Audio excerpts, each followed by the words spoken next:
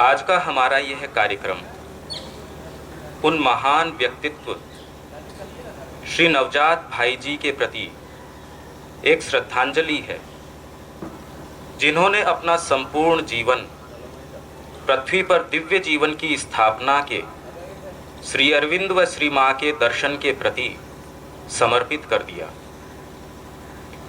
केशव देव पोद्दार, जिन्हें श्री माताजी ने नाम दिया नवजात, अर्थात जिसका नया जन्म साधित हो गया हो, आत्मा में नया जन्म, प्यार से सभी उन्हें भाई जी कहकर पुकारते थे। बचपन में जब एक बार वे श्री अरविंद आश्रम पांडिचेरी गए थे, तब उन दिनों श्री माताजी रोज सुबह छत पर आती थी। एक दिन उन्होंने रेशमी कुर्ते में एक युवा लड़के को एक साधक के साथ देखा। माँ उनकी आत्मा को पहचान चुकी थी और बाद में उन्होंने पूछा कि वह लड़का कौन था। केशव देव, राम नारायण के पुत्र, उन्हें बताया गया और बस वहीं केशव देव की नियति तय हो गई। उनका बहु प्रतिभा संपन्न जीवन श्री अरविंद तथा श्री माँ के प्रति समर्पण और आत्मनिवेदन तथा अतिमानसिक रूपांतर के लिए अनवरत और ज्वलंत अभीप्सा की गाथा है। वे बचपन से ही संपूर्ण विश्व को एक सुखी परिवार के रूप में देखने के सपने लेते थे। उसी अभीप्सा ने उन्हें अपने फैलते और फूलते फलते व्यापार को छोड़ने और श्री अरविंद तथा श्री माँ के प्रति अपने आप को और अपने सर्वस्व को समर्पित करने को प्रेरित किया। उनका उद्देश्य था श्री अरविंद तथा श्री माँ के भावी दर्शन को प्रतिपादित करना, और उनका जीवन था उसी की संसिद्धि के लिए एक भक्तिपूर्ण प्रयास। उन्होंने श्री अरविंद के पूर्ण योग की जो सरल और विशद व्याख्या की, उसने अध्यात्म को हमारे दैनिक जीवन की विविध क्रियाओं में व्यावहारिक और प्रभावपूर्ण बना दिया। वे श्री माँ के उन अथक और अडिग यंत्रों में से एक थे, जिनके माध्यम से श्री माँ ने श्री अरविंद आश्रम, श्री अरविंद सोसाइटी और ओरोविल में अपनी विविध योजनाओं का कार्य प्रारंभ किया था। उनका व्यक्तित्व एक आदर्शवादी और एक यथार्थवादी, अर्थात एक दूरदर्शी व्यक्ति और एक कर्म में संसिद्ध करने वाले व्यक्ति का एक दुर्लभ संयोजन था। पैसे न हो, काम करने के लिए लोग न हो, जगह न हो और न ही उचित उपकरण हो, तो भी क्या फर्क पड़ता है। माँ ने कामना की और नवजात के लिए इतना ही काफी था। मेरा वफादार, ऐसा कहती थी श्री माँ उनके लिए। श्री अरविंद सोसाइटी श्री माँ की रचना है, लेकिन श्री माताजी ने जिस व्यक्ति को अपने कार्य को कार्यान्वित करने के लिए चुना, वह उनके साधन के रूप में कार्य करने के लिए नवजात थे। वे माताजी की अध्यक्षता में सोसाइटी के पहले महासचिव और कोषाध्यक्ष थे। 1973 में जब श्री माँ ने अपना शरीर त्याग किया, उसके पश्चात श्री माँ सोसाइटी की स्थायी अध्यक्ष रहीं और नवजात सोसाइटी के पहले चेयरमैन बने, जो अक्सर काम का पूरा बोझ अकेले ही उठाते थे। उनके स्निग्ध और उदार स्वभाव ने, उनके आकर्षक और तेजस्वी व्यक्तित्व ने उन्हें सहज ही सर्वसुलभ बना दिया था। जिनमें उन्होंने श्री माँ की सेवा के लिए लेश मात्र भी संभावना देखी, उनकी उन्होंने हर विषमता से रक्षा की। उन लोगों के कष्ट उनके अपने कष्ट थे और उनकी समस्याएं उनकी अपनी समस्याएं। उनके लिए वे भगवत कृपा के दूत ही थे। 3 जनवरी 1922 को उनका जन्म हुआ था और 19 जनवरी 1983 को उन्होंने देह त्याग किया। हम अपने प्यारे भाई जी को कृतज्ञता पूर्वक श्रद्धांजलि अर्पित करते हैं। श्री अरविंद और श्री मां ने एक उज्जवल अनुपम भविष्य की ओर जाने का पथ दिखलाया है। वह है एक नए मानव के, एक नए समाज के, एक नए जगत, अतिमानसिक जगत के निर्माण का पथ। इस दूरदृष्टि की संसिद्धि के लिए नवजात भाई जी ने अपना सारा जीवन होम कर दिया। श्री अरविंद और श्री मां के संदेश को जन जन तक पहुंचाने के लिए वे उनके चुने हुए यंत्रों में से एक थे।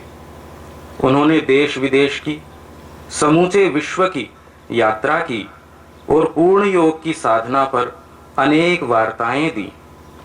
प्रमुख विषय होते थे, हम अपने जीवन को कैसे पूर्णतर बना सकते हैं, व्यक्ति का उच्चतम प्राप्तव्य क्या है, सारा संसार कैसे सुखी बन सकता है, इस दुनिया में सोते जागते, चलते फिरते, खाते पीते, काम करते हुए जीवन में हर पल कैसे योग साधना करें, क्या मृत्यु पर विजय पाई जा सकती है, क्या होनहार बदली जा सकती है, दिव्य शरीर में दिव्य जीवन कैसे पाया जा सकता है, आदि आदि।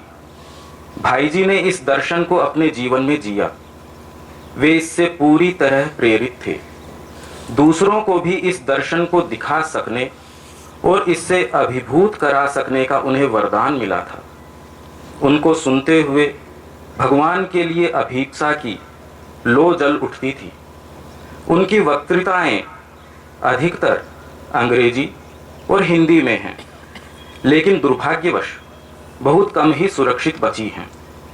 ऐसी ही उनकी बड़ौदा में हुई एक वार्ता को अब हम यहाँ प्रस्तुत करते हैं, जिसमें उन्होंने बड़े ही सुंदर, सरल और संक्षिप्त ढंग से श्री अरविंद व श्री मां के योग पर तथा उसे सामान्य जीवन में भी कैसे उतारा जाए, इस पर प्रकाश डाला है।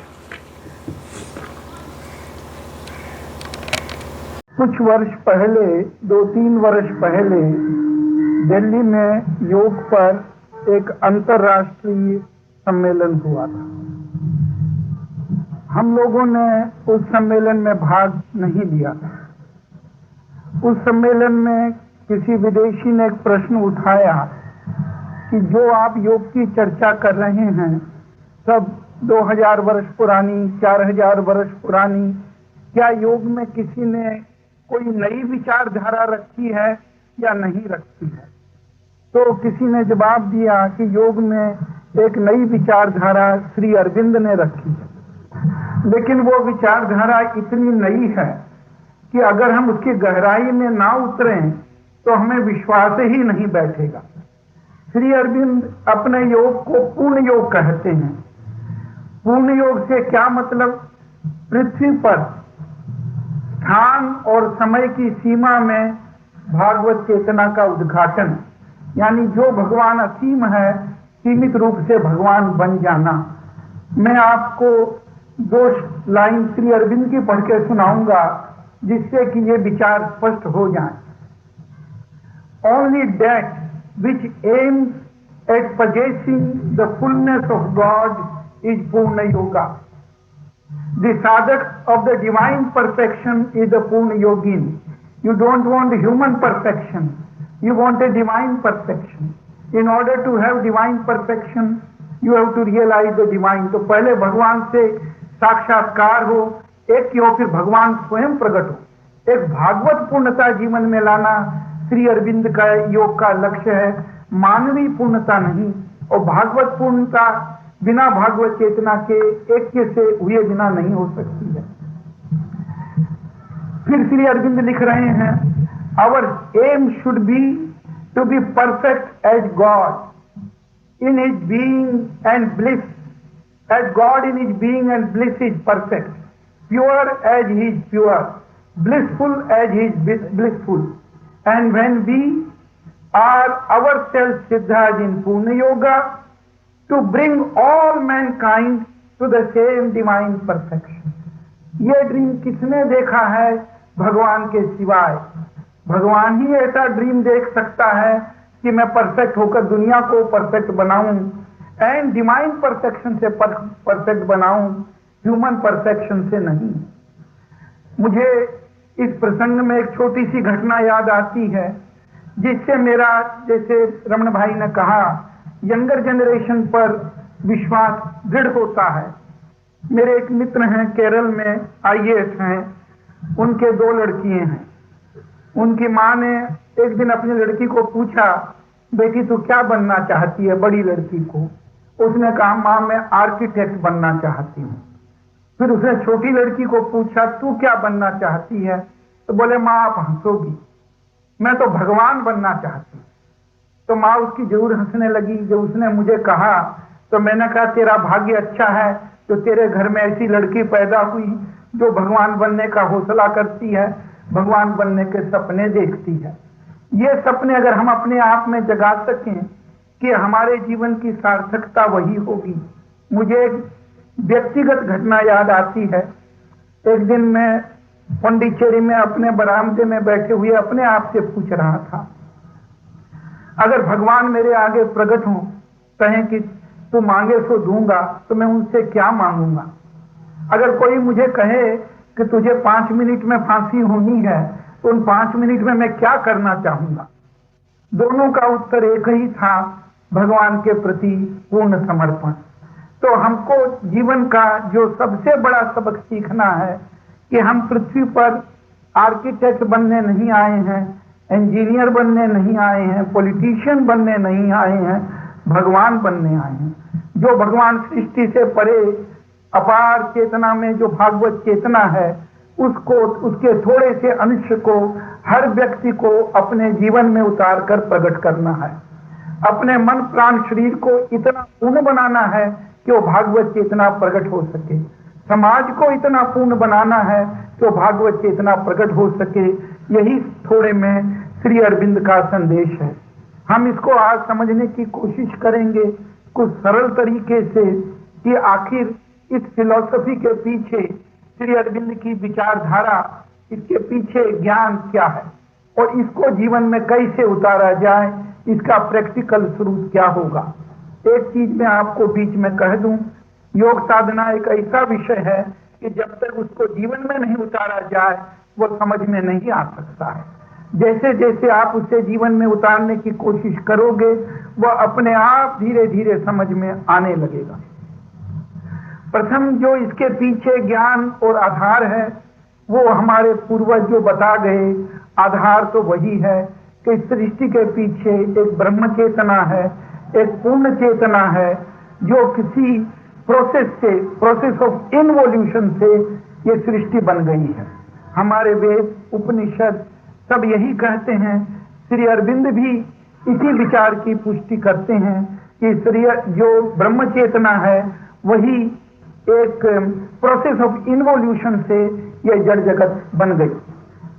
पीछे इवोल्यूशन का प्रोसेस शुरू हुआ और इवोल्यूशन के प्रोसेस में मैं बताने के पहले मैं एक चीज बता दूं कि इन्वोल्यूशन के हमारे शास्त्रों में प्रसंग आए हैं, भुवन के, लोकों के, हर लोक में क्या है, हर भुवन में क्या है।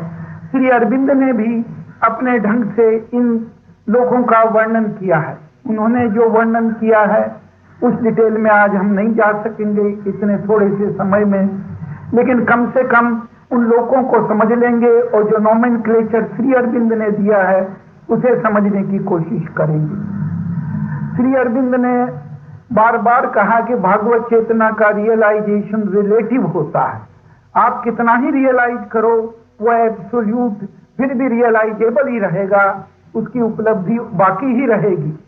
इस बैकग्राउंड में उन्होंने कहा कि उस भगवान की एक शक्ति है, एक परमानेंट चेतना है, अति मानसिक चेतना जिससे सृष्टि शुरू होती है। उस चेतना से दूसरे स्तर की चेतना है ओवर माइंड, ओवर माइंड से तीसरे स्तर की चेतना है इंट्यूटिव माइंड, फिर इल्यूमाइन माइंड, फिर higher mind, mind vital and physical. Interesting चीज ये है कि श्री अरविंद शैली से कोई प्रसंग लेंगे, शेक्सपियर से लेंगे, वर्ड्सवर्थ से लेंगे, कहें इस लाइन का इंस्पिरेशन ओवर माइंड से आया है, इस लाइन का इंस्पिरेशन हायर माइंड से आया है। तो हर इन चेतना के प्रसंगों को हमारे लिए बड़ा सुलभ बना दे रहे हैं। जब इवोल्यूशन का प्रोसेस शुरू होता है क्रमिक विकास का, तो श्री अरविंद भी क्रमिक विकास को मान के चलते हैं कि जड़ तत्व से प्राण तत्व का विकास हुआ, पौधे आए, पशु आए, उनसे मनोमय तत्व का विकास हुआ, मनुष्य आया। लेकिन इसके आगे श्री अरविंद का नया योग शुरू होता है, मनुष्य के आगे क्या? ये प्रश्न श्री अरविंद ही उठाते हैं कि अगर ये विकास है तो मनुष्य से क्यों रुकेगा? अपूर्ण मनुष्य से ये सृष्टि का क्रमिक विकास क्यों रुकेगा? मनुष्य से अति मानव की ओर जाएगा। यही नहीं, वो दो चीज और कहते हैं कि अति मानव की ओर जाएगा ही नहीं, अभी जाएगा, और उसमें सर्वांगीण परिवर्तन होगा, और अति मानव का विकास भी अंतिम विकास नहीं है, उसके आगे और विकास। इस अति मानव के विकास को हम जीवन में कैसे उतारें, दैनिक जीवन में कैसे उतारें, एक नए समाज का निर्माण कैसे करें, यही श्री अरविंद का योग है।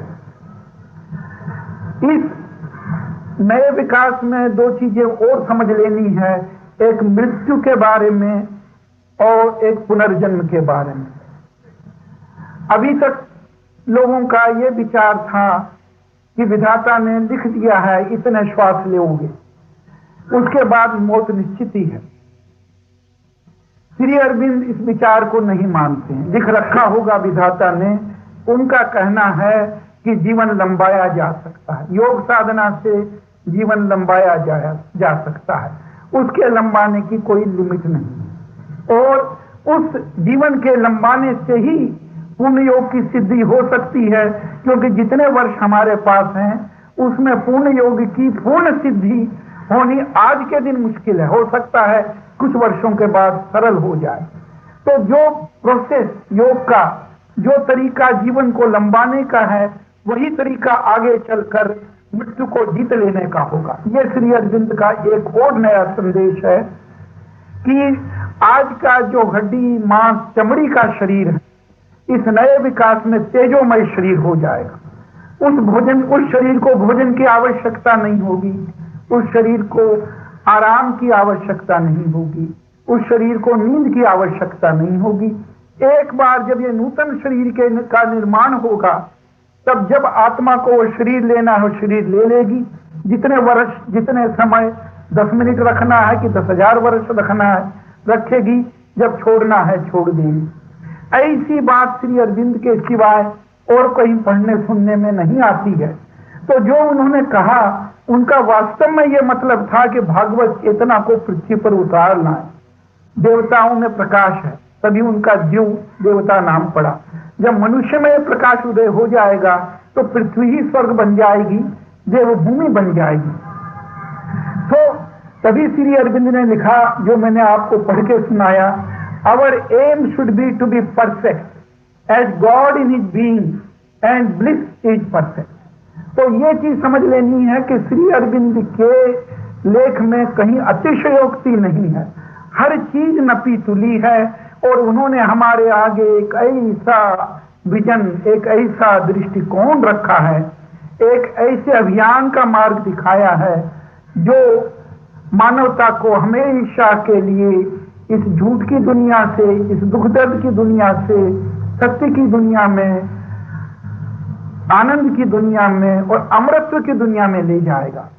जो हमारा अभी तक कहना था, तो मां क्या, मैं भूल गया, यानी हम झूठ से सच की ओर चलें, मृत्यु से अमृतत्व की ओर चलें, वो थ्योरेटिकल था कि आत्मा से साक्षात्कार करके उस अमर चेतना में चले जाएं। लेकिन अब श्री अरविंद तो उसको प्रैक्टिकल कर रहे हैं कि नहीं, अमृतत्व, शरीर का अमृतत्व।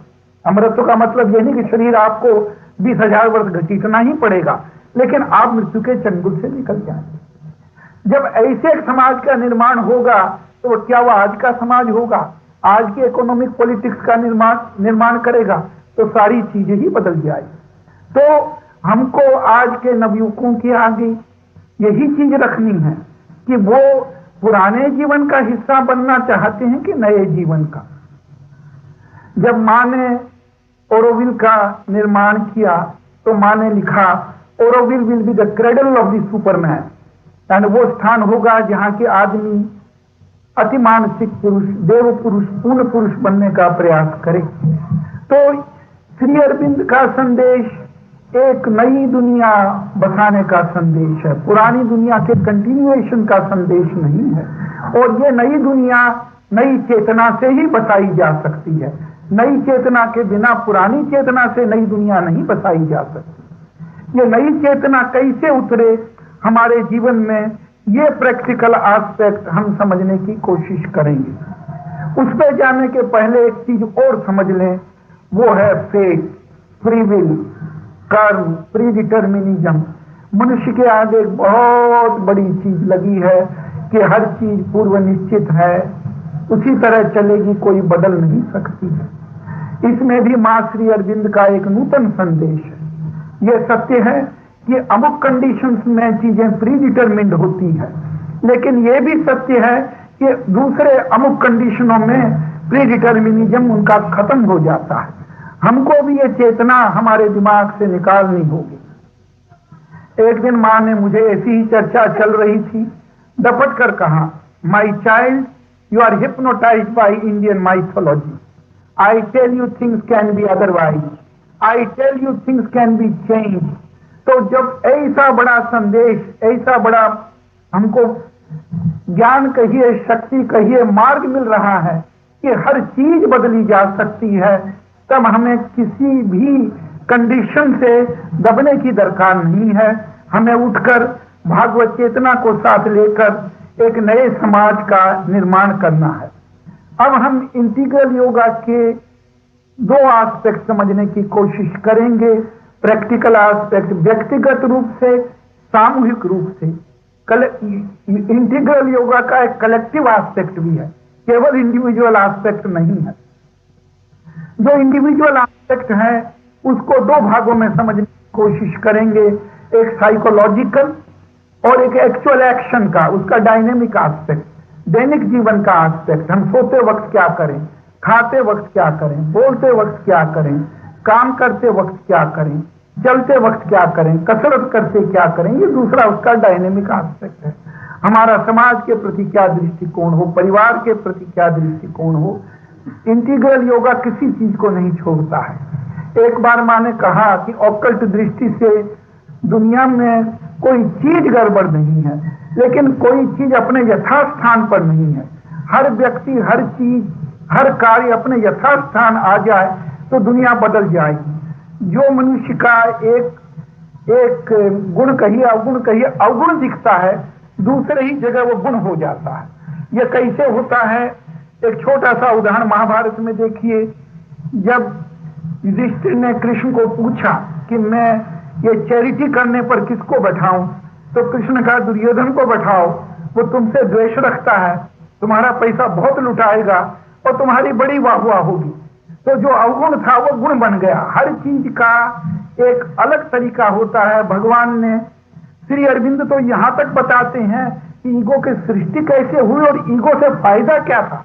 आज भले ही नुकसान हो, लेकिन इवोल्यूशन में ईगो का भी स्थान था, ईगो का भी महत्व था। तो श्री अरविंद के पूर्ण विजन में हर चीज का स्थान है, उस स्थान को भी समझना है। तो साइकोलॉजिकली हम क्या करें, प्रैक्टिकली, यानी मेरा इरादा ये नहीं कि मैं आपको बड़ा फिलोसॉफिक लेक्चर दूं। मेरी इच्छा ये है कि हम श्री अरविंद के योग को समझें, थोड़े से को अपने जीवन में उतारें, जिससे कि हमें उसका रियल लाभ मिले और हम उसमें और आगे बढ़ने को प्रेरित हों। तो साइकोलॉजिकली हमारे जीवन में बड़ी मुश्किलें हैं। कई लोग आके बोलते हैं मैंने तो बहुत पाप किए हैं, भगवान मेरी मदद क्यों करेगा, मैंने भगवान का क्या काम किया है जो भगवान मेरी मदद करेगा। यह दृष्टिकोण भी गलत है कि भगवान पाप करने से छोड़ देगा। पाप का भी तो कंसेप्शन हमारा ही कंसेप्शन है, गलत या ठीक, या हमने उसके लिए काम नहीं किया तो वो कहेगा हमको देखते ने मेरे लिए कोई काम नहीं किया, मैं तेरे लिए क्यों काम करूं। ऐसा तो भगवान का दृष्टिकोण नहीं है। भगवान तो भगवान है। तो मनुष्य ने के दिमाग ने खुद के मार्ग में हजारों अड़चनें डाल ली। भगवान है कि नहीं है, मेरी पुकार सुनेगा कि नहीं, वो अंतर्यामी होगा, लेकिन मुझे क्या पता कि उसने मेरी पुकार सुनी कि नहीं सुनी। ऐसी हजारों अड़चनें मनुष्य ने अपने मार्ग में डाल रखी। इन अड़चनों का सुलझाव क्या होगा? सबसे प्रथम आपको जो चीज समझनी है वो ये समझनी है कि योग की तैयारी होनी चाहिए। हर व्यक्ति योग में जब चाहे तब चल दे, ये नहीं हो सकता।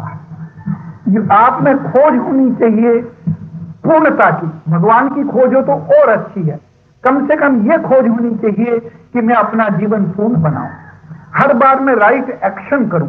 कम से कम ये मिनिमम खोज तो हो कि मेरा एक्शन राइट कैसे हो, राइट एक्शन होता क्या।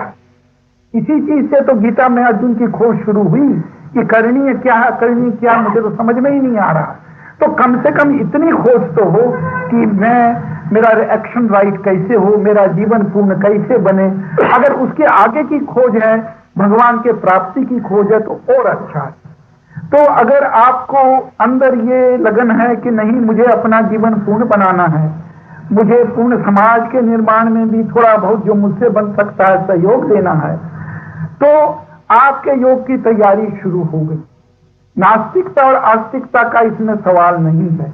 एक व्यक्ति बेंगलोर से मेरे पास आए, उन्होंने मुझे कहा मैं भगवान को नहीं मानता हूं, मैं कैसे योग शुरू करूं। तो मैंने कहा भगवान को मानने की क्या जरूरत है, तुम इंट्यूशन को तो मानते हो कि माइंड के आगे इंट्यूशन है। बोले वो तो मैं मानता हूं। मैंने कहा इंट्यूशन के लेवल तक तो आओ, तब आगे का लेवल अपने आप दिखेगा। तो इंट्यूशन कैसे पाना, तब उन्होंने वो प्रश्न किया। श्री अरविंद तो बहुत बता गए, उन्हीं से लेकर थोड़ा बता दिया। अब वो भगवान को मानने लगे कि भगवान का मतलब उन्होंने एक चेतना, एक पूर्ण चेतना है सर्वत्र व्याप्त, जिसका पूर्णत्व हमें जीवन में लाना है। तो पहली चीज होनी चाहिए अभिप्सा। आपके अंदर ये एस्पिरेशन होना चाहिए, मुझे भगवान को पाना है। कैसे पाना इसकी चिंता छोड़िए, कौन मार्ग बताएगा इसकी चिंता छोड़िए। वो भगवान हजार रास्तों से स्वयं आपके पास चला आएगा। उसको पुकारना है, उसको कहना है कि मैं दुर्बल हूं, मुझ में बहुत बाधाएं हैं, मेरी अभिप्सा भी अपूर्ण है, लेकिन तू तो भगवान है, मेरी अभिप्सा की पूर्णता तू कहां देखेगा। अगर मैं सबसे खराब हूं तो तुझे भी एक नया रिकॉर्ड कायम करना है कि अब तक तेने जितने लोगों को पार लगाया उनसे भी खराब एक व्यक्ति तेरे सामने आ खड़ा हुआ है, तो तेरा पुराना रिकॉर्ड तुझे तोड़ना है। और अगर मैं सबसे खराब नहीं हूं तो फिर तो कुछ कहने ही नहीं है। तो एक चीज समझ लेनी है कि अगर हमारी अभिप्सा प्रबल है, अगर हमारी अभिप्सा सच्ची है, तो भगवान जरूर हमारी मदद करेगा। अभिप्सा कैसे हो? अभिप्सा का मतलब सुबह की प्रार्थना या चलते फिरते एक तरह का एटीट्यूड। अभिप्सा में सब शामिल है, सुबह की प्रार्थना भी शामिल है, चलते फिरते एक एटीट्यूड भी शामिल है। आप घर का काम कर रही हैं तो आप चाहेंगे कि वो प्लेट परफेक्टली उठे, सब्जी परफेक्टली बने। बिजनेस में काम करें तो आप चाहेंगे आपका अकाउंट्स का काम है या कॉरेस्पॉन्डेंस का काम है, सारा ही परफेक्ट हो। लेखक होंगे तो चाहेंगे आपका लेखन परफेक्ट हो और भगवान ही आपके द्वारा लिखे।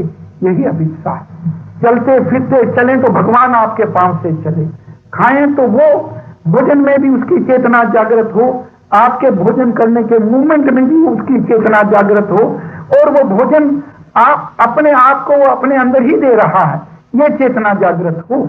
ये साइकोलॉजिकल चेंज के बिना हमारा कर्म योग, हमारा भक्ति योग, हमारा ज्ञान योग, ध्यान योग सब अधूरे रह जाएंगे। प्रथम चीज होनी चाहिए अभिप्सा।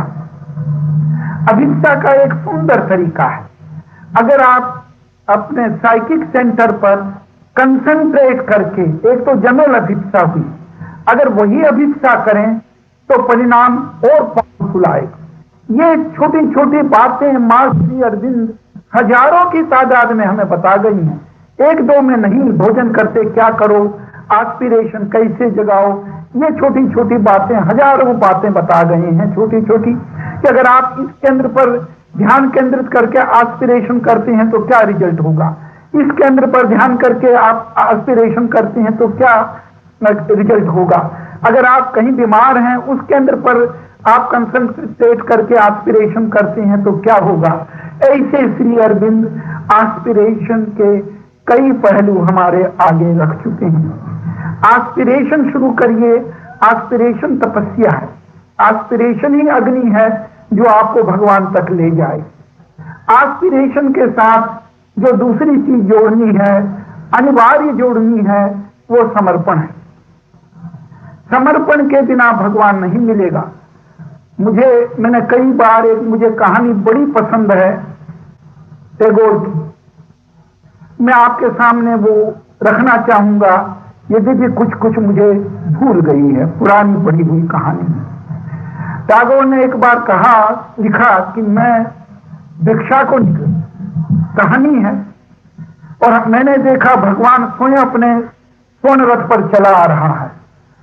तो मैंने देखा मेरा तो दारिद्र्य धुल गया, भगवान जो स्वयं स्वर्ण रथ पे चला आ रहा है उससे मानूंगा दारिद्र्य ही गया। बोले भगवान ने मेरी ओर देखा, मुस्कुराए, अपना रथ रोका और नीचे उतरे और मेरी ओर बढ़े, मैं भी उनकी ओर बढ़ा। तो मैं अपनी झोली फैलाऊं उसके पहले भगवान ने अपना हाथ आगे कर दिया। तो मैंने कहा भगवान ने तो मेरे साथ व्यंग किया है, मैं तो मांगने से गया, और इस व्यंग का मतलब मैं अब उनसे मांग भी नहीं सकता हूं। तो बड़े उदास मन से मैंने अपनी झोली से एक चावल का दाना निकाला, एक चावल का कण निकाला और भगवान के हाथ में रख दिया। बोला फिर उसके बाद मैं अपनी कुटिया में लौटा और जब झोली उल्टी तो मेरा मन बहुत उदास हो गया। चावल का एक दाना सोने का हो गया था। मैंने कहा हे भगवान, मैंने अपना सर्वस्व तुझे क्यों नहीं दे दिया। सारे जीवन की एक यही चतुराई है, भगवान को अपने आप को दे देना, बाकी सब मूर्खता है। यही एक ज्ञान है जो मनुष्य को उस अपार ज्ञान की ओर ले जाएगा। ये समर्पण जो कि हमारे ईगो को तोड़कर हमको उस महती चेतना से जोड़ देता है, यह समर्पण जो उस चेतना को हम में उतार देता है, वो समर्पण जिसके द्वारा भगवान हमारी बाधाओं को अपने ऊपर ले लेता है, वो समर्पण हमारे जीवन में अनिवार्य है। उस समर्पण के लिए आपको बहुत कुछ सोचना है। सोचना यह है कि मेरी चीज क्या है जो मैं भगवान को दूं। धन है वो भगवान का है, आप अपना मान बैठे, लेकिन तो भी आपको उसे देना होगा, वो कंडीशन पूरे करने होंगे। शरीर उसका है, आप उसे अपना मान बैठे, वो भी उसको देना होगा। घर और परिवार उसका है, आप उसको अपना मान बैठे हो, तभी चिंता में लगे हो लड़की की शादी करनी है, लड़के को पढ़ाना है, दिन भर खेलता है, सुनता नहीं है।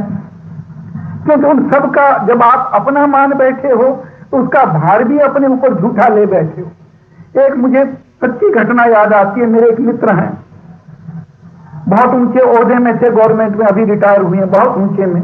उनके एक लड़का, वो लड़का थोड़ा अंडर डेवलप है, और एक ही लड़का तो जरा ज्यादा लालन पोषण हुआ उसका, तो जब चिढ़ जाता है तो माँ बाप को भी गाली देने लगता है। वो पौंडीचेरी आए, गवर्नमेंट हाउस में ठहरे, दूसरे दिन मुझसे मिलने आए तो बड़े खुश थे। मैंने कहा क्या हुआ? बोले भैया मैं आपको कह नहीं सकता हूं, इस लड़के का दिमाग बिगड़ा तो रात को मुझे गाली गलौज देना शुरू किया, अपनी माँ को मारना पीटना शुरू किया। मैं इसे समझाते समझाते थक गया। रात को 11 बजे होंगे, मेरे मन में यह भाव उठा, भगवान श्री अरविंद, माँ, मैं तुम्हारे द्वार पर आया हूं और यहां भी यह झंझट चल रहा है। बस ये भाव उठा ही होगा कि लड़का बोलता है डैडी मुझे क्या हो जाता है, मैं ऐसा क्यों करने लगता हूं। तो बोले मुझे अब चाबी मिल गई, मैं इसको भार को अपना मान बैठा था, अब मां श्री अरविंद के ऊपर इस भार को सौंप देना है। तो जो ये चीज समर्पण की सोचनी है, हमको पॉलिटिक्स में भी सोचना है। पॉलिटिक्स, भविष्य का पॉलिटिक्स, सेवा का पॉलिटिक्स नहीं होगा, साधना का पॉलिटिक्स होगा। सेवा तो उसका एक अंग होगी कि जो पॉलिटिक्स में आएगा उसके लिए भी भगवान की सेवा, समाज की सेवा नहीं, यानी साधना होगी। इसी तरह बिजनेस भी साधना का अंग होगा, शिक्षा देना भी साधना का अंग होगा, और घर का काम भी साधना का अंग होगा। जब हम सोचेंगे बड़ौदा भगवान का है, इसको गंदा रखेंगे। जब हम ये सोचेंगे कि सारी इंडस्ट्री, सारी चीजें भगवान की है, तो फिर लेबर से कोई झगड़ा होगा, और जब तक इसको नहीं मानेंगे हमारे झगड़े कभी खत्म नहीं होंगे।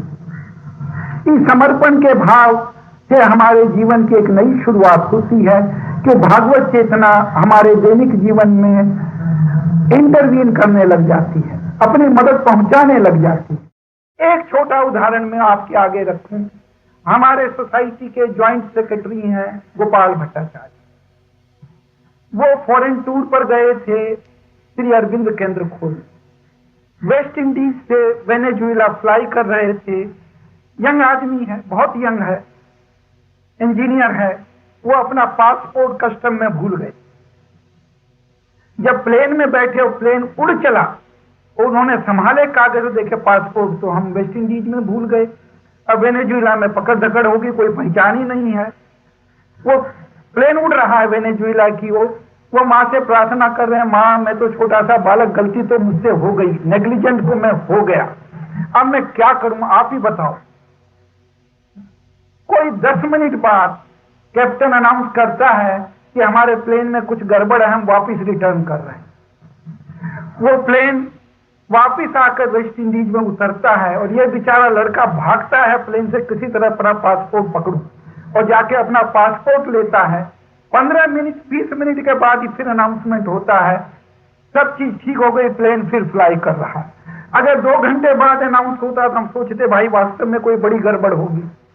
मनुष्य को पता नहीं है, अंदाज नहीं है भगवान उसकी कितनी भारी मदद कर सकता है अगर वो भगवान की मदद लेना चाहे, अगर उसको मदद लेने का तरीका मालूम हो। हम तो भगवान से सेवा कराना चाहते हैं कि भगवान तू हमारा खाना पका दे, तू हमारे लिए पैसा भी कमा के ला दे, हमारी लॉटरी भी लगा दे। ये सब धंधा नहीं चलेगा। अर्जुन बना, तू हमारे हाथ से काम कर, ये हाथ तुझे समर्पण है। तू हमारे दिमाग से काम कर, ये दिमाग तुझे समर्पण है। ये घर तुझे समर्पण है, तू यहाँ उपस्थित हो, ये तेरा मंदिर बने प्रभु, इस सारी दुनिया तेरा मंदिर बने। जब ये भाव लेकर चलोगे तब उसकी मदद मिलेगी। एक बार माँ ने मुझे कहा, I can work through you but I can not work for you. ये बड़ा इंपॉर्टेंट है समझने का कि भगवान आपके द्वारा काम कर सकता है लेकिन आपके लिए नहीं कर सकता। तो ये चीज बहुत समझ लेने के समर्पण का मतलब तामसिकपन नहीं है। समर्पण का मतलब जो गीता मार्ग दिखा गई, श्री अरविंद के मार्ग में तो शरीर के एक एक अणु का समर्पण है। जो चीज असमर्पित रह गई वो मिट्टी रह गई। तीसरी चीज समझ लेने की है रिजेक्शन। हमारे जीवन का एक बड़ा पहलू है कि हम कोई भी कार्य जब आप करें तो अपने आप को ऑब्जर्व करें कि मैं काम, क्रोध, मद, लोभ, मोह इनके वशीभूत होकर तो नहीं कर रहा हूं। अगर इनके वशीभूत होकर कर रहा हूं तो एक बार उस कार्य को कंट्रोल करें कि नहीं, कार्य अच्छा है कि बुरा, वो पीछे देखूंगा, इनके वशीभूत होकर तो नहीं करूंगा। और अगर आप 5 मिनट ध्यान कर सकें भगवान का तो आपको स्वयं मालूम होगा क्या करनी है, क्या करनी है। ये 3, और चौथा हुआ डिवोशन, 5वां हुआ फेथ।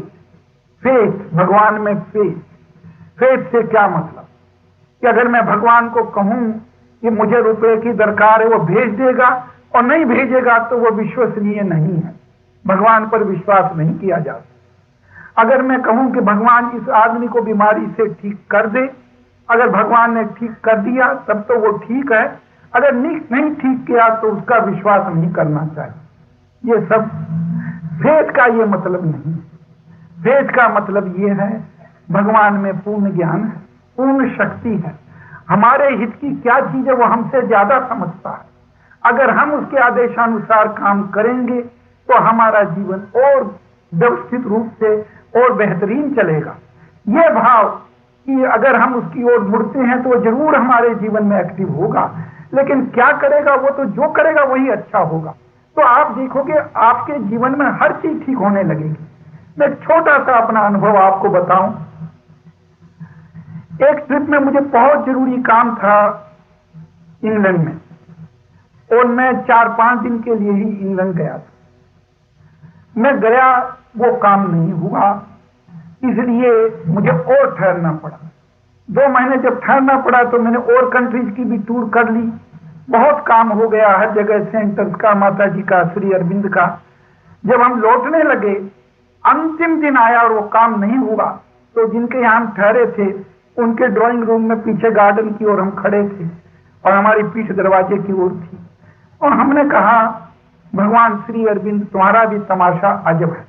हम यहाँ आए जिन कामों के लिए नहीं आए वो तो तुमने 50 काम कर दिए, और जिस काम के लिए आए वो काम तो तुमने किया ही नहीं। अब हिंदुस्तान जाएंगे तो मजाक होगा। आप आश्चर्य करेंगे, ये भाव ही उठा था, 1 मिनट भी नहीं हुई होगी कि मेरे होस्ट के पीछे भाई की आवाज पीछे से आती है, भाई जी जो काम आपने कहा था अगर समय हो तो अभी चले खत्म कर दें। हम उसके साथ गए, वो काम भी खत्म हो गया। तो भगवान जैसे बोलता है, अगर तेरा काम मैं पहले खत्म कर देता तो दूसरे काम कैसे खत्म होते, वो भी तो खत्म कराने थे। तो अगर हम अपने छोटे दिमाग से चीजें चलाना चाहें तो नहीं चलेगी। हमको विश्वास रखकर उसके संकल्प से चलना होगा। भागवत संकल्प में अपने संकल्प को मिला देना होगा, तभी हमारे जीवन में भागवत पूर्णता आएगी। यह फेथ होना बहुत आवश्यक। इस फेथ के बिना तो आप समर्पण भी नहीं कर पाओगे। इस फेथ के बिना आपकी अभिप्सा भी आगे नहीं जाएगी। और 5वीं चीज भक्ति है। इन 5 से मिलकर साइकोलॉजिकल परफेक्शन होता है। भक्ति का मतलब क्या? आप सुबह बैठ गए, भगवान तू अपार शक्तिमान है, तू परम कृपालु है, तेरे क्या कहने, ये भक्ति नहीं। ये एक स्तोत्र पाठ है, ठीक है। आपकी भक्ति क्या हो?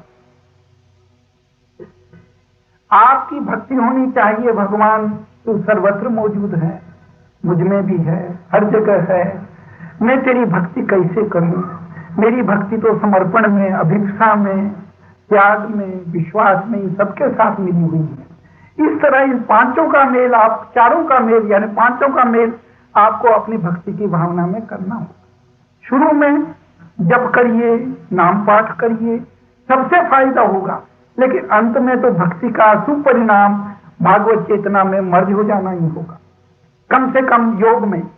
तो आप अगर devotion, faith, aspiration, surrender, rejection, surrender के साथ हम कर दे रहे हैं, एक 5वीं चीज और है जो इन 4 से ज्यादा महत्वपूर्ण है, सिंसियरिटी। सिंसियरिटी से क्या मतलब?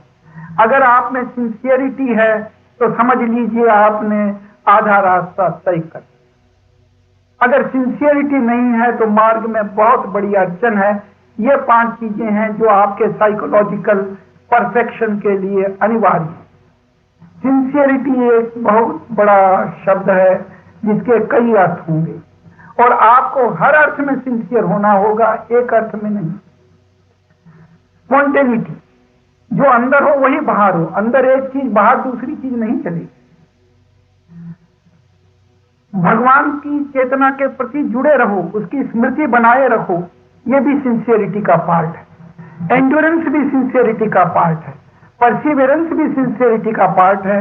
अपने आइडियल के प्रति पूर्ण सच्चाई, पूर्ण निष्ठा, ये सिंसियरिटी का पार्ट है। अगर वो आपने अपनी कमर कस ली तो सोच लीजिए आधा रास्ता तय हो गया।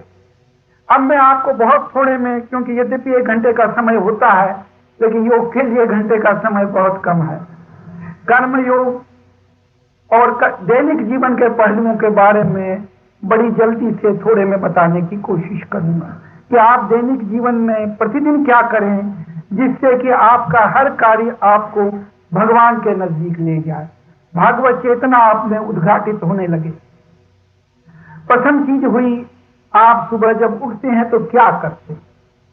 अगर आपको पूर्ण योग की सिद्धि करनी है तो आप थोड़ी देर अपने बिस्तर में रहिए और अपनी रात्रि के ऊपर एक दृष्टि डालिए कि आपने क्या स्वप्न देखा, उन स्वप्नों का क्या अभिप्राय है। अगर आप क्वाइटली अपने पलंग पे रहेंगे और एक नाइट डायरी अपने पास रखेंगे, माने स्वयं अपने रात्रि को बहुत बड़ी मेहनत से कल्टीवेट किया, तो ये आपको बहुत बड़ी मदद पहुंचाएगा। क्योंकि ड्रीम 2 भागों में बांटिए, जो विजन्स हैं, जो स्वप्न हैं। स्वप्न आपके अंतर चेतना की स्थिति बताते हैं। आप जैसे आपने देखा कि अमुक आदमी आप पर प्रहार कर रहा है, तो आप कहेंगे अरे मैं तो जानता था ये बड़ा खराब आदमी है, लेकिन अब वास्तव में वो खराब नहीं है, आपके खराब विचार वो रूप लेकर आ रहे हैं। तो स्वप्न से आपके विचारों का, भावों का पता लगता है, क्या करेक्ट करना है। उसके ऊपर की चेतना में जाते हैं तो विजन्स आते हैं, अलग अलग लोग के, अलग अलग चेतना के, उनका भी इंटरप्रिटेशन जानना है। तो जिनको अपना जीवन पूर्ण बनाना है, 1/3 भाग आप सोते हैं, आप उसको नेग्लेक्ट नहीं कर सकते हैं। अपनी नाइट डायरी में आप जरूर नोट करिए आप किस फीलिंग से जगे, कौन सा स्वप्न आया, कितना बजे आया, उस वक्त प्रकाश था क्या, प्रकाश का रंग क्या था। तो प्रकाश के रंग से किस लेवल में आपने देखा, इसका आपको भान होगा। श्री अरविंद के कई पत्र हैं इस विषय में, माता जी के कई वार्तालाप हैं इस विषय में। स्वप्नों का अर्थ कैसे लगाना, अच्छी तरह कैसे सोना, सचेतन रूप से कैसे सोना, नाइट को कैसे कंट्रोल करना, ये तो योग ही एक अलग योग है। तो इस चीज का बारे में संबंधित एक चीज हुई। दूसरी चीज क्या होगी, मदर की morning prayer. How long should I finish the 10-15 minutes or should I continue? It is a long subject. I'm sorry, it's a long subject. I think I'll curtail something, but this mother's morning prayer, I would like to recite to you. I have found it very useful to me in my daily life. It is a prayer by the mother to herself, you can say, or to her higher self, you can say.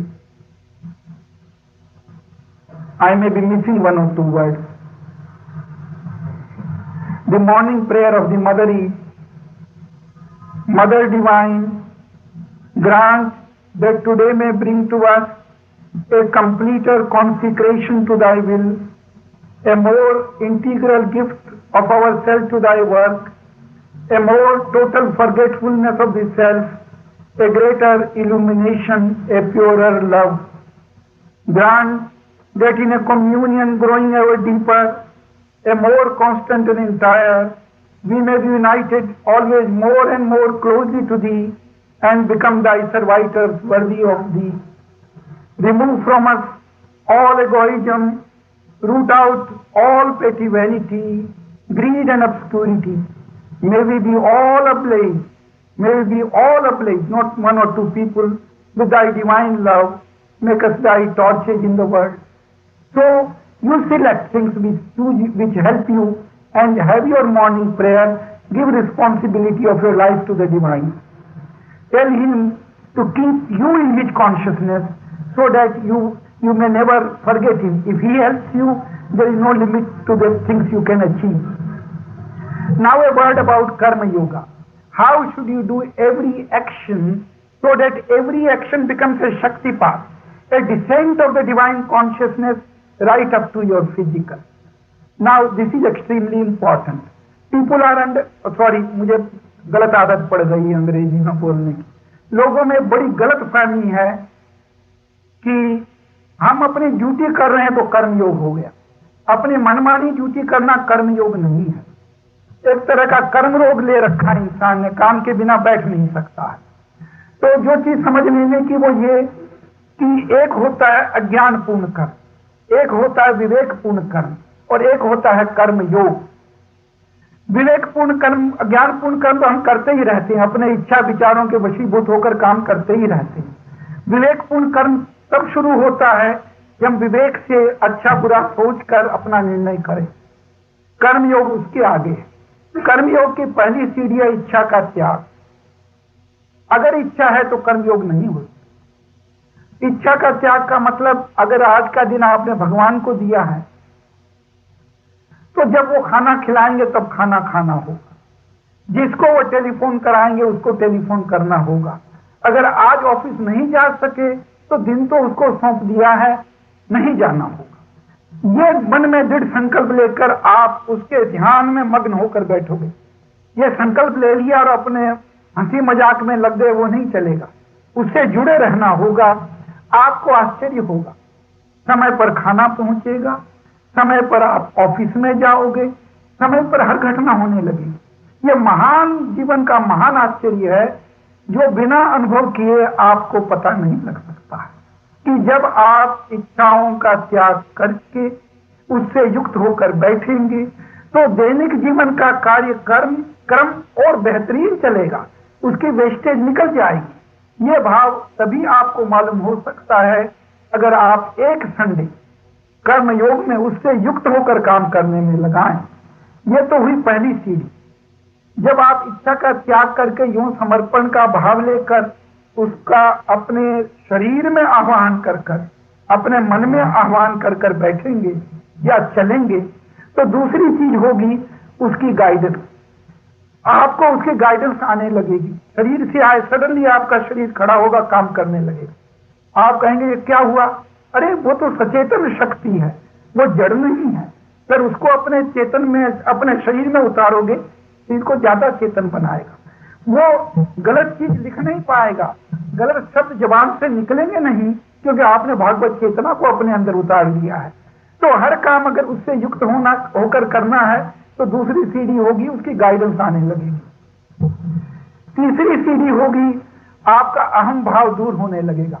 आपको लगेगा जैसे काम अपने आप हो रहे हैं, आपके द्वारा, दूसरों के द्वारा एक ही शक्ति काम कर रही है और आपके कार्य की सीमाएं अपने आप खत्म होने लगेगी। ये कर्मयोग का एक और रूप होगा। श्री अरविंद में तो कर्मयोग एक नया रूप ले लेता है, जहां शरीर को परिवर्तन कर कर काम स्वयं होने लगेगी।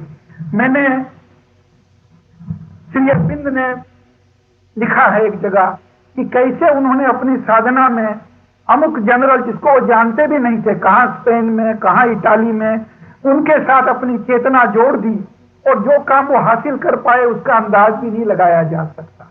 यह उसका एक नया परिणाम होगा। जब आपकी चेतना विश्वमय होगी, आपको अपने लड़के को यह नहीं कहना पड़ेगा तू उधम मत कर। आपने अपनी चेतना उसके साथ जोड़ दी, उसको अपने आप करेक्ट इंस्पिरेशन आने लगेगा। वो चेतना आपकी नहीं, भगवान की होगी। आपने अपनी चेतना देश के काम में लगा दी, अपने आप देश में परिवर्तन आने लगेगा। आपकी शक्तियों का, कम करने की शक्तियों का इतना भारी विकास भागवत चेतना स्वयं कर लेगी कि आप उसका अंदाज ही नहीं लगा सकते। वो फुलर लाइफ होगी, वो पूर्ण जीवन होगा। ये तो महापूर्ण जीवन है जो मनुष्य बिता रहा है। अगर आपको इस योग की साधना करनी है तो आपको सत्य की साधना करनी है।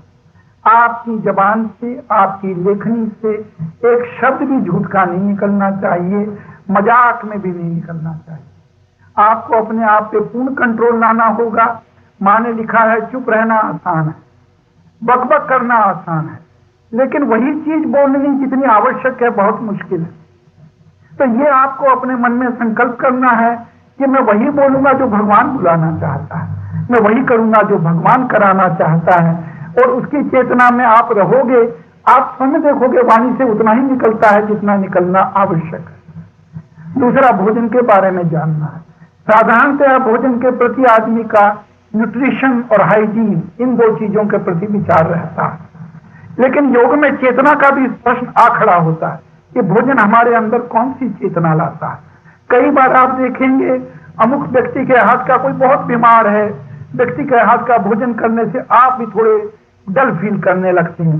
किसी व्यक्ति के हाथ का भोजन करने से आप बड़े शांत और प्रसन्न फील करने लगते हैं, क्योंकि भोजन चेतना दिलाता है। तो भोजन करने के पहले एक बार हमने माँ को कहा, माँ आपकी याद दिन में बड़ी अच्छी बनी रहती है, लेकिन भोजन करते वक्त छूट जाती है। तो माँ ने कहा तो कई लोगों के साथ भोजन करता होगा। मैंने कहा ये तो सच है, और बातें भी करता होगा। मैंने कहा ये भी सच है। तो हमने 1 वर्ष पौंडीचेरी ज्वाइन करने के पहले बिल्कुल अकेले में भोजन किया, बिना बोले भोजन किया, और हमको अतुलित फायदा हुआ।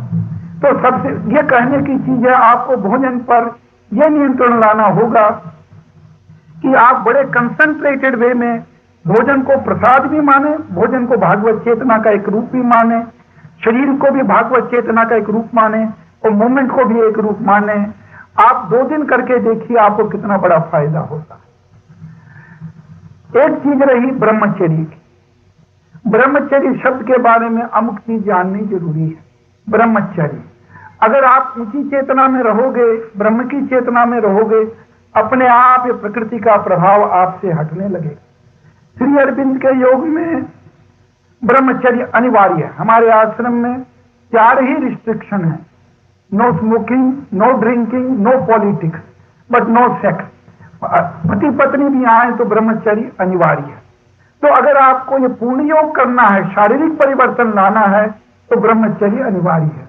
श्री अरविंद ने स्वयं कई जगह लिखा है किस तरह हम ब्रह्मचर्य को करें, किस तरह हम लाइट का ध्यान करें कि हमसे प्रकृति के विचार का प्रभाव ही हमसे हट जाए। वो भी आप पढ़कर देख सकते हैं। अंतिम चीज है स्वप्न और नींद, जो मैंने आपको जगने का कहा। अब सोने के पहले क्या करना वो बताएं, बस 2 शब्दों में कहूंगा, फिर ध्यान के बारे में 2 शब्द कहूंगा। नींद, जैसा मैंने कहा, इंसान अपनी जिंदगी का 1/3 भाग सोता है। अगर सोने के पहले थोड़ा कंसंट्रेशन करे, मां तो बड़ी डिटेल में गई है कि सोने के पहले थोड़ा जूस या सूप या मिल्क ले, आप पढ़ेंगे आश्चर्य करेंगे कैसे ये व्यक्ति थे। एक तरफ विशाल ज्ञान हमारे आगे रखा, एक दैनिक जीवन की छोटी छोटी डिटेल हमारे आगे रखी, कैसे हम अपने जीवन को पूर्ण बनाएं। तो सोने के पहले थोड़ा सूप या जूस ले तो कहें अच्छी नींद आती है, लेकिन जो डिटेल वो आप अलग से जाइएगा। जो मुख्य चीज समझने की है, सोने के पहले ध्यान, थके हुए जाकर अचेतनता में चले जाना नींद नहीं है। सोने के पहले आप जरूर कंसंट्रेट करिए कि नींद भगवान से आपका संपर्क बनाए। आप सारी रात भागवत चेतना से संबंधित रहें, भागवत चेतना आपके मन प्राण शरीर में विकसित हो, और आपकी जो दैनिक मुश्किलें हैं उसको भागवत चेतना को सौंपिए कि मैं अकेली नहीं, मैं अकेला नहीं, प्रभु तेरे साथ मिलकर सल्टाने हैं सब काम, हम दोनों को सल्टाने हैं, मुझे अकेले को नहीं। और आप देखोगे आपकी जिंदगी में क्या नई चीज आनी शुरू हो जाती है। ध्यान और जप के बारे में विस्तृत रूप से तो कल हम चर्चा करेंगे, लेकिन एक चीज आज बतानी जरूरी है। ध्यान हमारे मेंटल कंट्रोल का, मेंटल एक्सरसाइज का एक बड़ा मुख्य पार्ट है।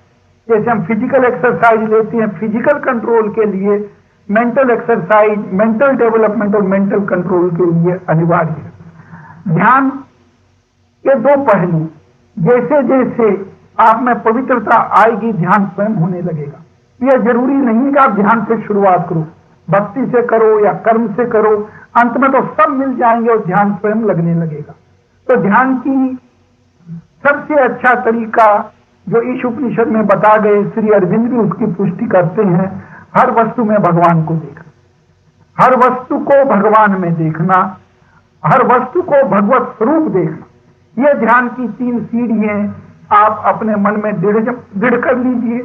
जब आप चले, ध्यान खुली आंख से भी होना चाहिए। जिस व्यक्ति को देखें उसमें भगवान को देखिए, जिस वस्तु को देखें उसमें भगवान को देखिए। आप देखेंगे स्वयं आपके जीवन में एक नई चीज आने लगेगी। ये करने से दूसरा ध्यान स्वयं होने लगेगा, हर वस्तु को भागवत चेतना में देखने लगेंगे। और तीसरा ध्यान स्वयं अपने आप आएगा, हर चीज को भगवत स्वरूप देखने लगेंगे। ये 3 सीढ़ियां हैं जो हमको एक एक कर कर पार करनी है। बाकी ध्यान के पहलुओं पर हम कल चर्चा करेंगे। सामूहिक जीवन आपने इससे समझ ही लिया होगा कि श्री अरविंद के योग में सामूहिक जीवन को भी परिवर्तित करना है। ये अपने जो केंद्र जगह जगह खुल रहे हैं उनका अभिप्राय यही है। लोग मिलेंगे, साधना करेंगे, फिर अपने दैनिक जीवन में भी चेंज लाएंगे, और दैनिक जीवन में चेंज लाएंगे तो सारा समाज अपने आप ही परिवर्तित होने लगेगा। तो श्री अरविंद ने जो आध्यात्मिक समाज का, जो मानव एकता का, राष्ट्र के विकास का हमारे आगे सपना रखा है, उसके बारे में इतना ही समझ लेना जरूरी है कि वह हमारे आध्यात्मिक जीवन से संबंधित है और भौतिक जीवन के परिवर्तन से संबंधित है। आज के कानून को श्री अरविंद अज्ञानमय कानून कहते हैं। तो अगर अज्ञान, और आज के आर्थिक समाज को वो इकोनॉमिक बार्बेरिज्म शब्द यूज करते हैं, आर्थिक बर्बरता। तो ये आर्थिक बर्बरता और अज्ञानमय कानून सबको बदलना है, तो अंदर पहले ज्ञान समन्वय लाना होगा, तब सब चीज बदलेगी।